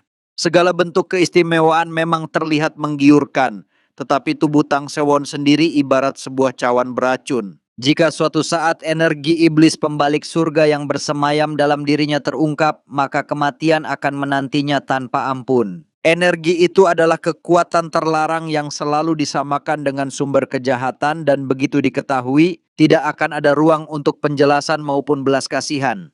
Sang pemimpin Murim tak dapat menyembunyikan rasa sayangnya, meski pada akhirnya ia hanya bisa menerima kekecewaan itu. Sementara itu, Tang Sewon menyampaikan rasa terima kasihnya atas arahan yang telah diberikan, Walau pertemuan mereka terbilang sangat singkat, ia terus merasa takjub pada prinsip-prinsip sekte Wudang yang tercermin dalam seni pedang Jin Hak, terutama pada satu gerakan yang memuat lapisan taiji tak terhitung jumlahnya, saling bertumpuk namun menyatu dalam keharmonisan sempurna. Jawaban itu benar-benar mengejutkan Jin Hak, karena Tang Sewon mampu memahami kedalaman maknanya sejauh itu hanya dari satu kali pengamatan. Semangatnya untuk menjadikan pemuda ini sebagai murid pun kian berkobar, namun ia sadar bahwa memaksakan kehendak bukanlah jalannya. Sang pemimpin murim kemudian berbalik dan memuji kepala kelantang karena telah membesarkan talenta luar biasa seperti ini. Meski pujian tersebut merupakan kehormatan besar, Tang Muyol memahami bahwa Jin Hak bukanlah sosok yang memuji tanpa alasan. Benar saja, sang pemimpin murim mengungkapkan bahwa ia tidak bisa kembali dengan tenang jika tidak melakukan sesuatu. Setidaknya, ia ingin menyalakan secercah cahaya bagi generasi berikutnya dengan memberikan senjata kesayangannya yang diyakini akan sangat membantu Tang Sewon di masa depan. Pedang yang ia bawa bernama Pedang Bulan, ditempa dari besi meteor yang amat langka. Memberikannya bukan sekadar menghadiahkan sebuah pedang, melainkan sebuah pengakuan atas bakat, potensi, dan otoritas Tang Sewon itu sendiri. Tang Sewon pun tak menyangka bahwa material langka yang pernah ia gunakan di kehidupan lampau untuk menciptakan artefak surgawi kini hadir di hadapannya secepat ini. Hadiah ini adalah keberuntungan besar dan tentu saja ia tidak berniat melewatkannya karena segala persiapan yang ia butuhkan telah siap. Ia menerima pedang tersebut dengan penuh hormat sebab menolaknya hanya akan dianggap sebagai ketidaksopanan. Dalam hatinya, ia berjanji akan menggunakannya sebaik mungkin. Tidak berhenti di situ, sang pemimpin murim juga memberikan sebuah hadiah pribadi berupa plakat. Ia berkata bahwa kapanpun Tang Sewon membutuhkan bantuan, cukup tunjukkan plakat itu. Siapapun di daratan tengah yang melihatnya akan menolongnya seolah mereka sendiri yang sedang membutuhkan pertolongan. Pemandangan ini membuat amarah Tang Hoyol kian membuncah. Perlakuan istimewa yang diterima Tang Sewon sungguh menusuk hatinya. Ia tak bisa memahami mengapa semua ini terjadi, sebab di matanya sendiri, Tang Sewon hanyalah bocah sampah yang seharusnya tak memiliki nilai apapun. Beberapa hari setelah kejadian itu, terlihat seseorang yang sama sekali tak mampu menikmati makanannya dengan tenang karena hatinya dipenuhi dendam yang membara. Orang itu tidak lain adalah Wugon, ketua escort Dragon Guards yang telah dipermalukan secara terang-terangan oleh Sewon. Di saat yang sama, telinganya terus dipenuhi bisik-bisik orang tentang kelantang yang konon mulai menunjukkan tanda-tanda kebangkitan, terlebih setelah sang pemimpin murim sendiri menaruh perhatian pada mereka. Tak hanya itu, kabar lain yang membuat dadanya semakin sesak pun terdengar. Regu Escort Dragon Guards dijatuhi hukuman disiplin berat dan dirinya sebagai ketua bahkan diusir ke cabang lain. Cabang tersebut berada di wilayah terpencil, tempat yang sama sekali tidak memberikan harapan masa depan, karena siapapun yang ditempatkan di sana hampir mustahil untuk kembali memperoleh posisi tinggi. Wugon benar-benar murka. Dalam benaknya, ia yakin sepenuhnya bahwa Tang Sewon telah menggunakan bela diri non-ortodoks. Namun entah mengapa, justru dirinya yang harus menanggung hukuman memalukan ini. Penghinaan semacam ini tidak akan ia biarkan berlalu begitu saja. Suatu hari nanti, ia bersumpah akan membalas semuanya. Sementara itu, suasana di Kelantang tampak jauh berbeda dari biasanya. Penjagaan diperketat di setiap sudut, dengan fokus utama pada sebuah kediaman yang ditempati oleh tuan muda mereka. Semua itu dilakukan atas perintah langsung kepala klan. Tang Sewon sendiri yang berada di dalam kamarnya justru merasa jengah, sebab menurutnya pengamanan ini sudah terlalu berlebihan. Peningkatan penjagaan tersebut dilakukan untuk mencegah kemungkinan penyergapan, mengingat nama tuan muda mereka kini tengah menjadi perbincangan publik. Bahkan ia dilarang untuk keluar sementara waktu demi alasan keselamatan. Namun Tang Sewon bukanlah burung yang rela dikurung dalam sangkar. Orang-orang itu jelas tidak menyadari bahwa tingkat kekuatannya telah meningkat jauh. Meski begitu, ia tahu dirinya masih harus terus mengasah kemampuan. Langkah pertama yang harus ia lakukan adalah pergi ke tempat pembuatan senjata untuk menciptakan senjata utamanya. Dengan tenang, ia berhasil meninggalkan klan tanpa terdeteksi. Saat berdiri di atas gunung, pandangannya menyapu wilayah di kejauhan. Beberapa tempat yang dulunya ramai dan hidup kini terlihat hancur serta berantakan. Semua itu terjadi karena Klantang pernah berada di ambang kehancuran, membuat banyak orang memilih meninggalkannya demi keselamatan diri sendiri. Pemandangan itu menguatkan tekadnya. Kini, Tang Sewon tak akan membiarkan keadaan ini berlarut-larut. Ia bersumpah akan membangkitkan kembali Klantang, menjadikannya lebih jaya dari sebelumnya. Tidak hanya itu, ia berikrar akan melangkah hingga puncak, menjadi sosok terkuat di dunia murim, seseorang yang tak akan bisa dikalahkan oleh siapapun. Tang Sewon menyusup keluar meninggalkan sektenya karena ia harus segera memperkuat dirinya dengan menyelesaikan senjata utama yang akan menjadi fondasi jalannya ke depan. Langkah kakinya akhirnya membawanya ke sebuah tempat yang menyimpan awal dari segalanya.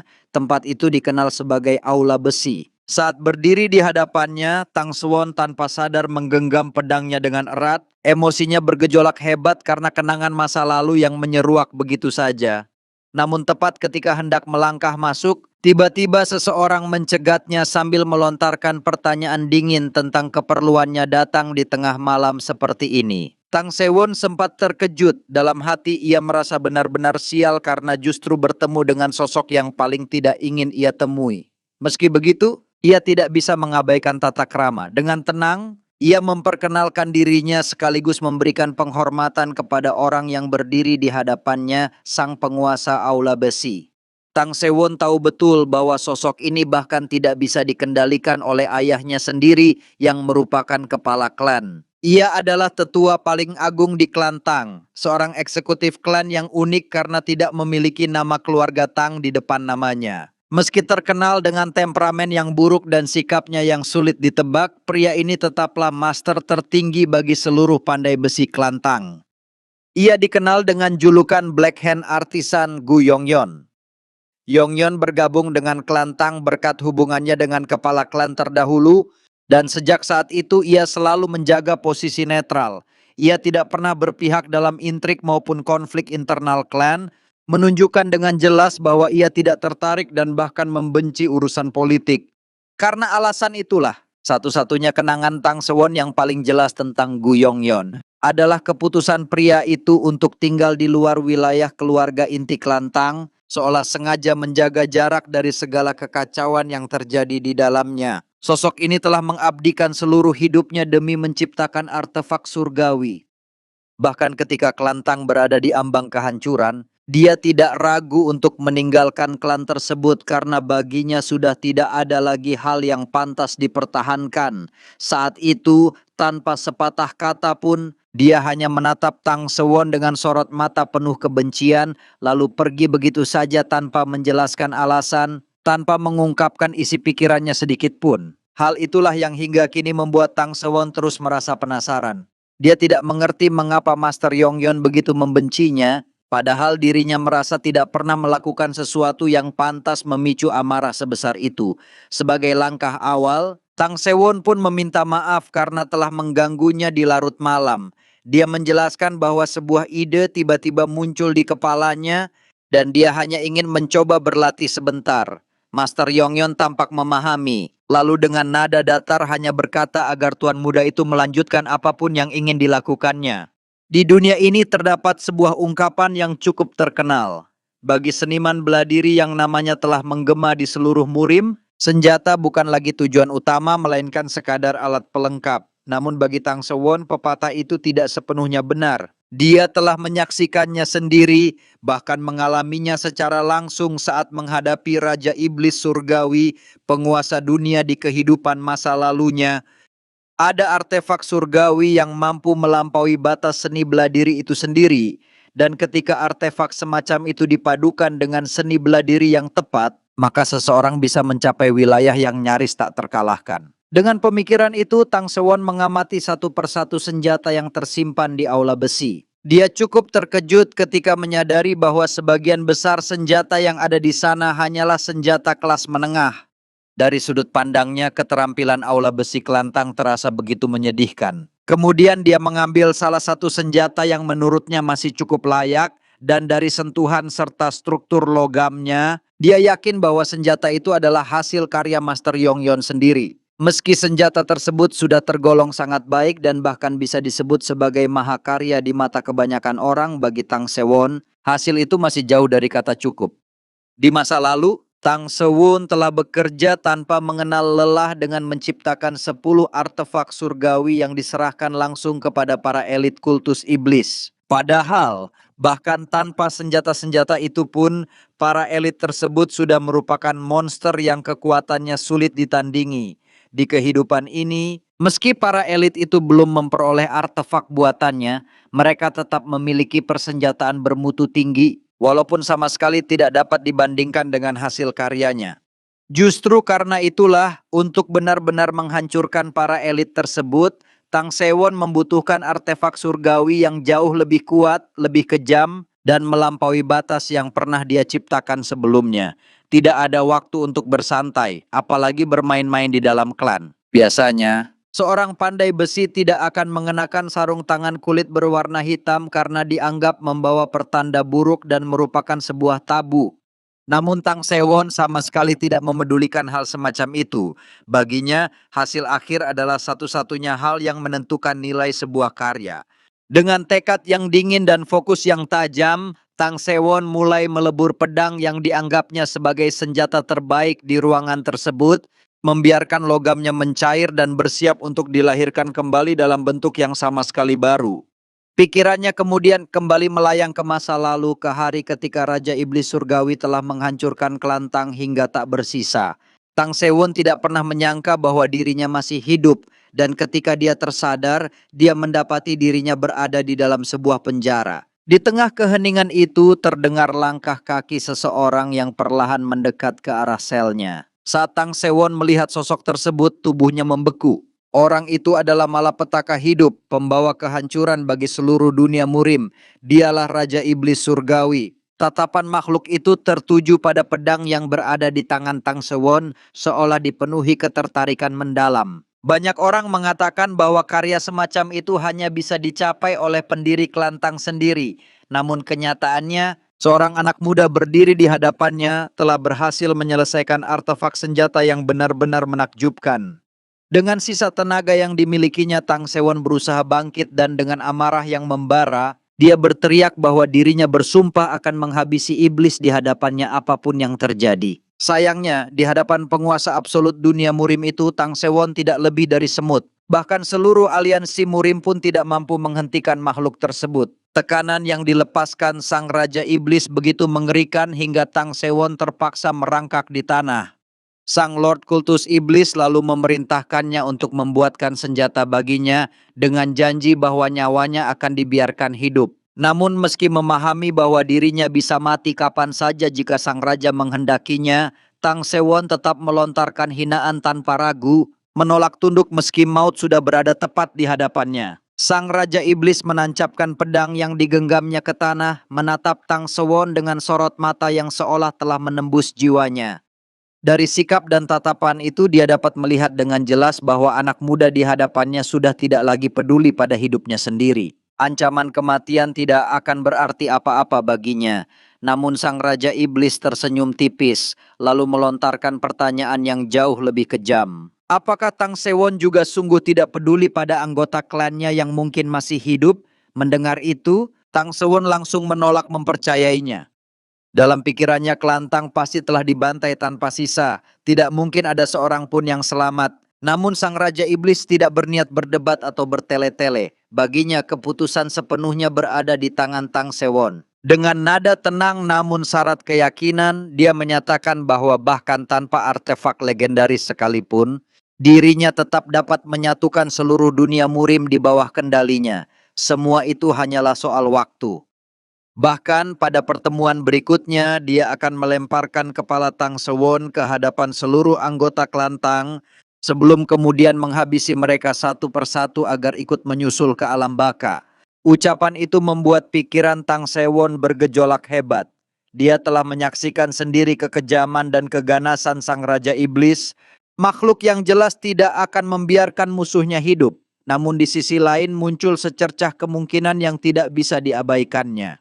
Bagaimana jika beberapa anggota klannya benar-benar masih hidup, sengaja dibiarkan karena sang Raja Iblis membutuhkannya sebagai alat tekan? Demi harapan sekecil apapun itu, Tang Sewon akhirnya mengambil keputusan. Dia akan membuatkan senjata tersebut. Akan tetapi, artefak legendaris ciptaannya bukanlah sesuatu yang dapat dibuat sembarangan. Setiap detailnya harus disesuaikan dengan kemampuan dan gaya bela diri sang pengguna. Jika sang Raja Iblis benar-benar menginginkan artefak yang tak tertandingi di dunia ini, maka Tang Sewon menuntut satu hal sebagai syaratnya. Sang Raja Iblis harus menurunkan bela dirinya kepadanya. Dengan seni bela diri milik Raja Iblis itu, Tang Sewon yakin dirinya bisa mencapai tingkat kekuatan yang bahkan mampu menghancurkan tangan dan sebagian kepala sang penguasa iblis tersebut. Namun kenyataannya jauh lebih mengerikan.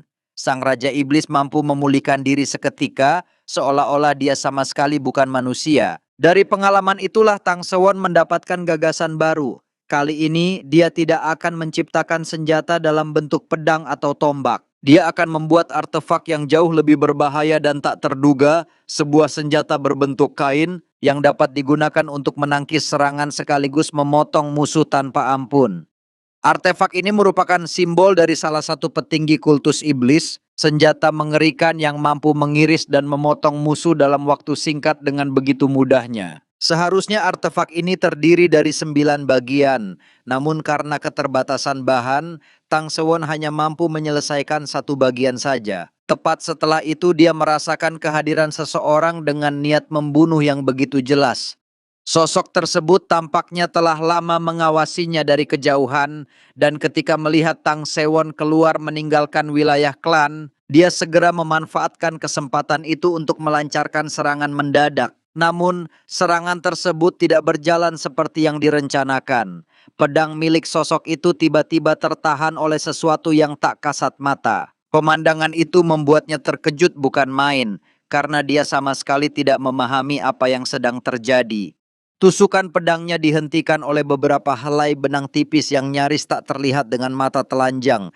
Tang Sewon sendiri tidak terlalu heran karena sejak awal dia sudah menduga bahwa Wugon, sang ketua escort Dragon Guards, tidak akan tinggal diam setelah dipermalukan. Walau pedangnya terasa berat dan sulit digerakkan, Wugon tetap meremehkan Tang Sewon dengan menyebutnya hanya bocah sombong yang menyedihkan.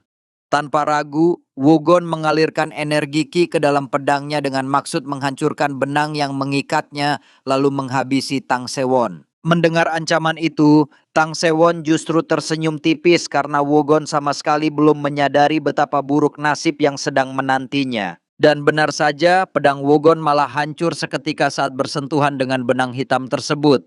Meski Wugon telah memaksimalkan energi Qi ke dalam serangannya, Tang Sewon tetap mampu mengendalikan benang hitam itu sepenuhnya. Benang tersebut bergerak mengikuti tangannya seolah makhluk hidup, membuat Wugon terkejut hingga memutuskan untuk segera mundur. Dengan pedangnya yang telah hancur, Wugon sadar bahwa benang hitam itu adalah ancaman yang harus dihindari dengan cara apapun. Sambil mendekat, Tang Sewon menyimpulkan bahwa Wugon tampaknya menggunakan senjata milik orang lain agar tidak meninggalkan jejak jika berhasil membunuhnya. Karena itulah, Tang Sewon ingin melihat sejauh mana Wugon mampu bertahan melawan benang hitam tanpa menggunakan senjata utamanya. Tanpa memberi kesempatan berpikir, ia langsung mengambil posisi untuk menyerang dari jarak jauh. Dalam sekejap, ujung benang hitam surgawi itu melesat cepat mengincar Wugon yang masih berdiri waspada. Kedua mata Wugon bergerak gelisah, mencoba menebak arah serangan yang datang tanpa pola jelas. Ia pun memutuskan untuk memperkuat pertahanannya dengan mengerahkan seluruh energi Qi yang dimilikinya jika serangan itu tak bisa dihindari.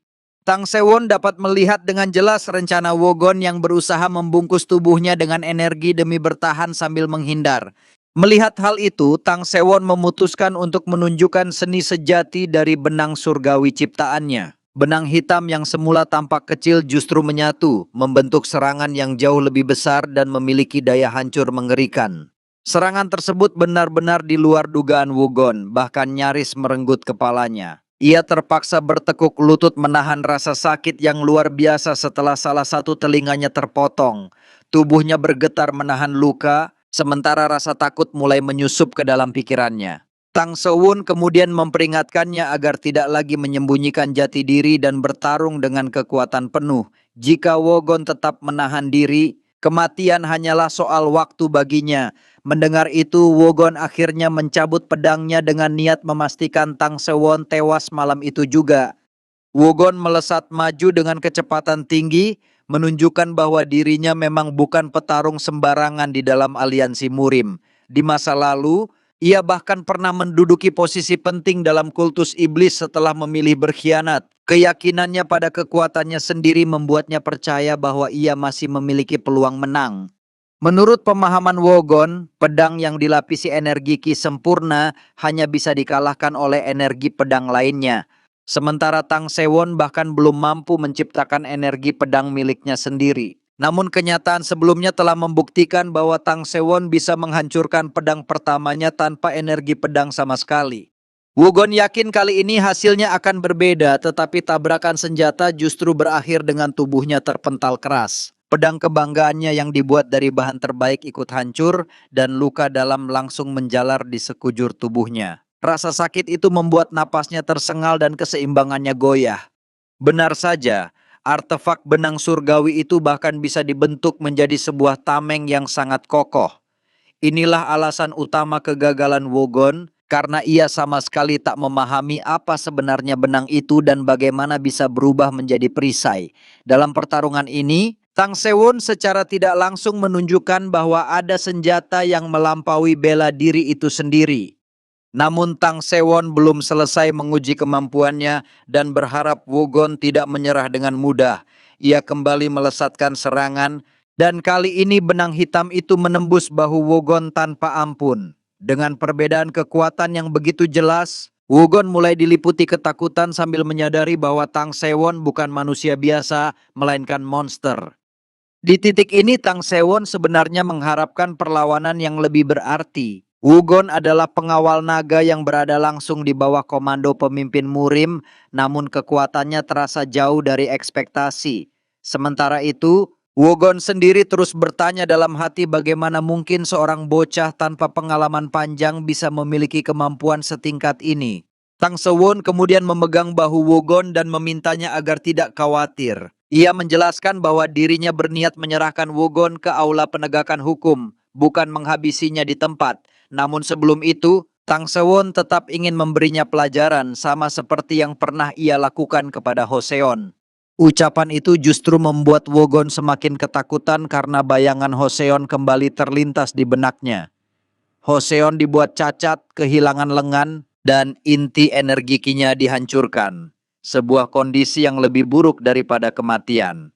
Bagi seorang pendekar, hidup tanpa kemampuan bela diri sama artinya dengan kematian perlahan. Tak sanggup menerima nasib serupa, Wogon memutuskan untuk melarikan diri dengan sisa kekuatan yang ia miliki. Ia memilih mengubur ambisi balas dendamnya demi bertahan hidup. Melihat itu, Tang Sewon merasa kesal karena menduga Wogon akan melawan, bukan kabur seperti tikus terpojok. Wogon terus berlari tanpa henti menuju hutan bambu, menjauh dari medan pertarungan. Di tengah pelariannya, ia masih sulit mempercayai kenyataan bahwa dirinya kabur dengan cara memalukan dari bocah yang selama ini ia remehkan. Yang paling membekas di benaknya bukan hanya bela diri aneh itu, melainkan tatapan mata Tang Sewon yang menyerupai praktisi kultus iblis. Tubuh Wogon sudah berada di batasnya setelah mengerahkan seluruh tenaga yang tersisa untuk melarikan diri. Ia mulai yakin bahwa Tang Sewon takkan mampu melacaknya dengan mudah. Menurut perhitungannya, teknik aneh itu pasti menguras energi internal dalam jumlah besar, sehingga Tang Sewon tak mungkin bergerak secepat dirinya. Dengan pikiran itu, Wogon memutuskan untuk melupakan balas dendam dan fokus pada langkah selanjutnya. Nasibnya memang buruk karena aliansi Murim pasti takkan menerimanya kembali. Satu-satunya jalan yang tersisa adalah bergabung dengan faksi non-ortodoks dengan menyerahkan informasi rahasia demi mendapatkan posisi yang layak. Namun langkah Wogon tiba-tiba terhenti saat ia mendengar suara Tang Sewon yang menyebutnya pengkhianat yang tak pantas dibiarkan hidup. Mengikuti arah suara tersebut, Wogon langsung mengayunkan tebasan pedangnya. Usaha itu sia-sia karena rapatnya bambu membuat serangannya terhalang, sementara Tang Sewon menegaskan bahwa kali ini ia takkan melepaskannya lagi. Wogon memilih mundur sambil menjaga jarak karena dirinya sudah tak memiliki kekuatan untuk menggunakan ki pedang. Dalam kondisi terdesak, ia hanya memiliki satu pilihan, yaitu menerjang maju untuk menusuk lawannya. Ia hanya membutuhkan satu serangan tepat ke jantung Tang Sewon. Dengan satu hal yang paling harus diwaspadai adalah benang hitam aneh itu. Tiba-tiba langkah Wogon terhenti seolah kakinya tak lagi bisa digerakkan. Dalam sekejap, benang hitam itu telah memotong tubuhnya dengan mudah, seakan-akan dirinya hanyalah kertas tipis. Rasa sakit langsung menjalar sebelum ia sempat menyadari apa yang terjadi. Tang Sewon kembali menunjukkan penguasaan penuh atas senjata sucinya dengan melilitkan benang itu secara murka ke tubuh Wugon. Memanfaatkan lingkungan sekitar, seni benang hitamnya justru semakin mematikan. Tubuh Wugon kini sepenuhnya tertangkap, dan Tang Sewon bisa memotongnya menjadi beberapa bagian jika ia menginginkannya. Tang Sewon memperingatkan Wugon agar berhenti memberontak karena mustahil melepaskan diri dari belitan benang hitam tersebut. Wugon merasakan bahwa benang itu dialiri energi internal penggunanya, sesuatu yang seharusnya sangat sulit dilakukan. Saat itulah ia menyadari betapa fatal kesalahannya karena telah meremehkan Tang Sewon sejak awal. Penyesalan datang terlambat karena semua ini terjadi akibat egonya sendiri yang memprioritaskan balas dendam. Bagaimanapun caranya, Wugon ingin tetap hidup meski harus kehilangan martabat dan kehormatannya. Dengan suara gemetar, ia berteriak ketakutan dan memohon ampun kepada Tang Sewon. Benang hitam itu benar-benar dilepaskan, dan Tang Sewon memperingatkannya agar tidak pernah lagi memperlihatkan batang hidungnya. Wugon langsung bersujud sambil mengucapkan terima kasih atas kemurahan hati yang diterimanya. Namun saat Tang Sewon berbalik, Wugon justru melancarkan serangan licik dari belakang. Wugon ingin membuktikan bahwa lengah sedikit saja di dunia murim berarti kematian. Sayangnya, upaya itu berakhir sia-sia karena serangannya gagal total. Bahkan sebagian tubuhnya telah dilubangi tanpa ia sadari. Tak disangka, Sewon telah mengeluarkan belati tak terlihat yang langsung menusuk targetnya. Sejak awal, Tang Sewon sudah memahami kelicikan Wugon dan sengaja mempermainkannya hingga saat terakhir. Semua ini adalah pelajaran bahwa pengkhianatan tak pernah berakhir dengan keselamatan.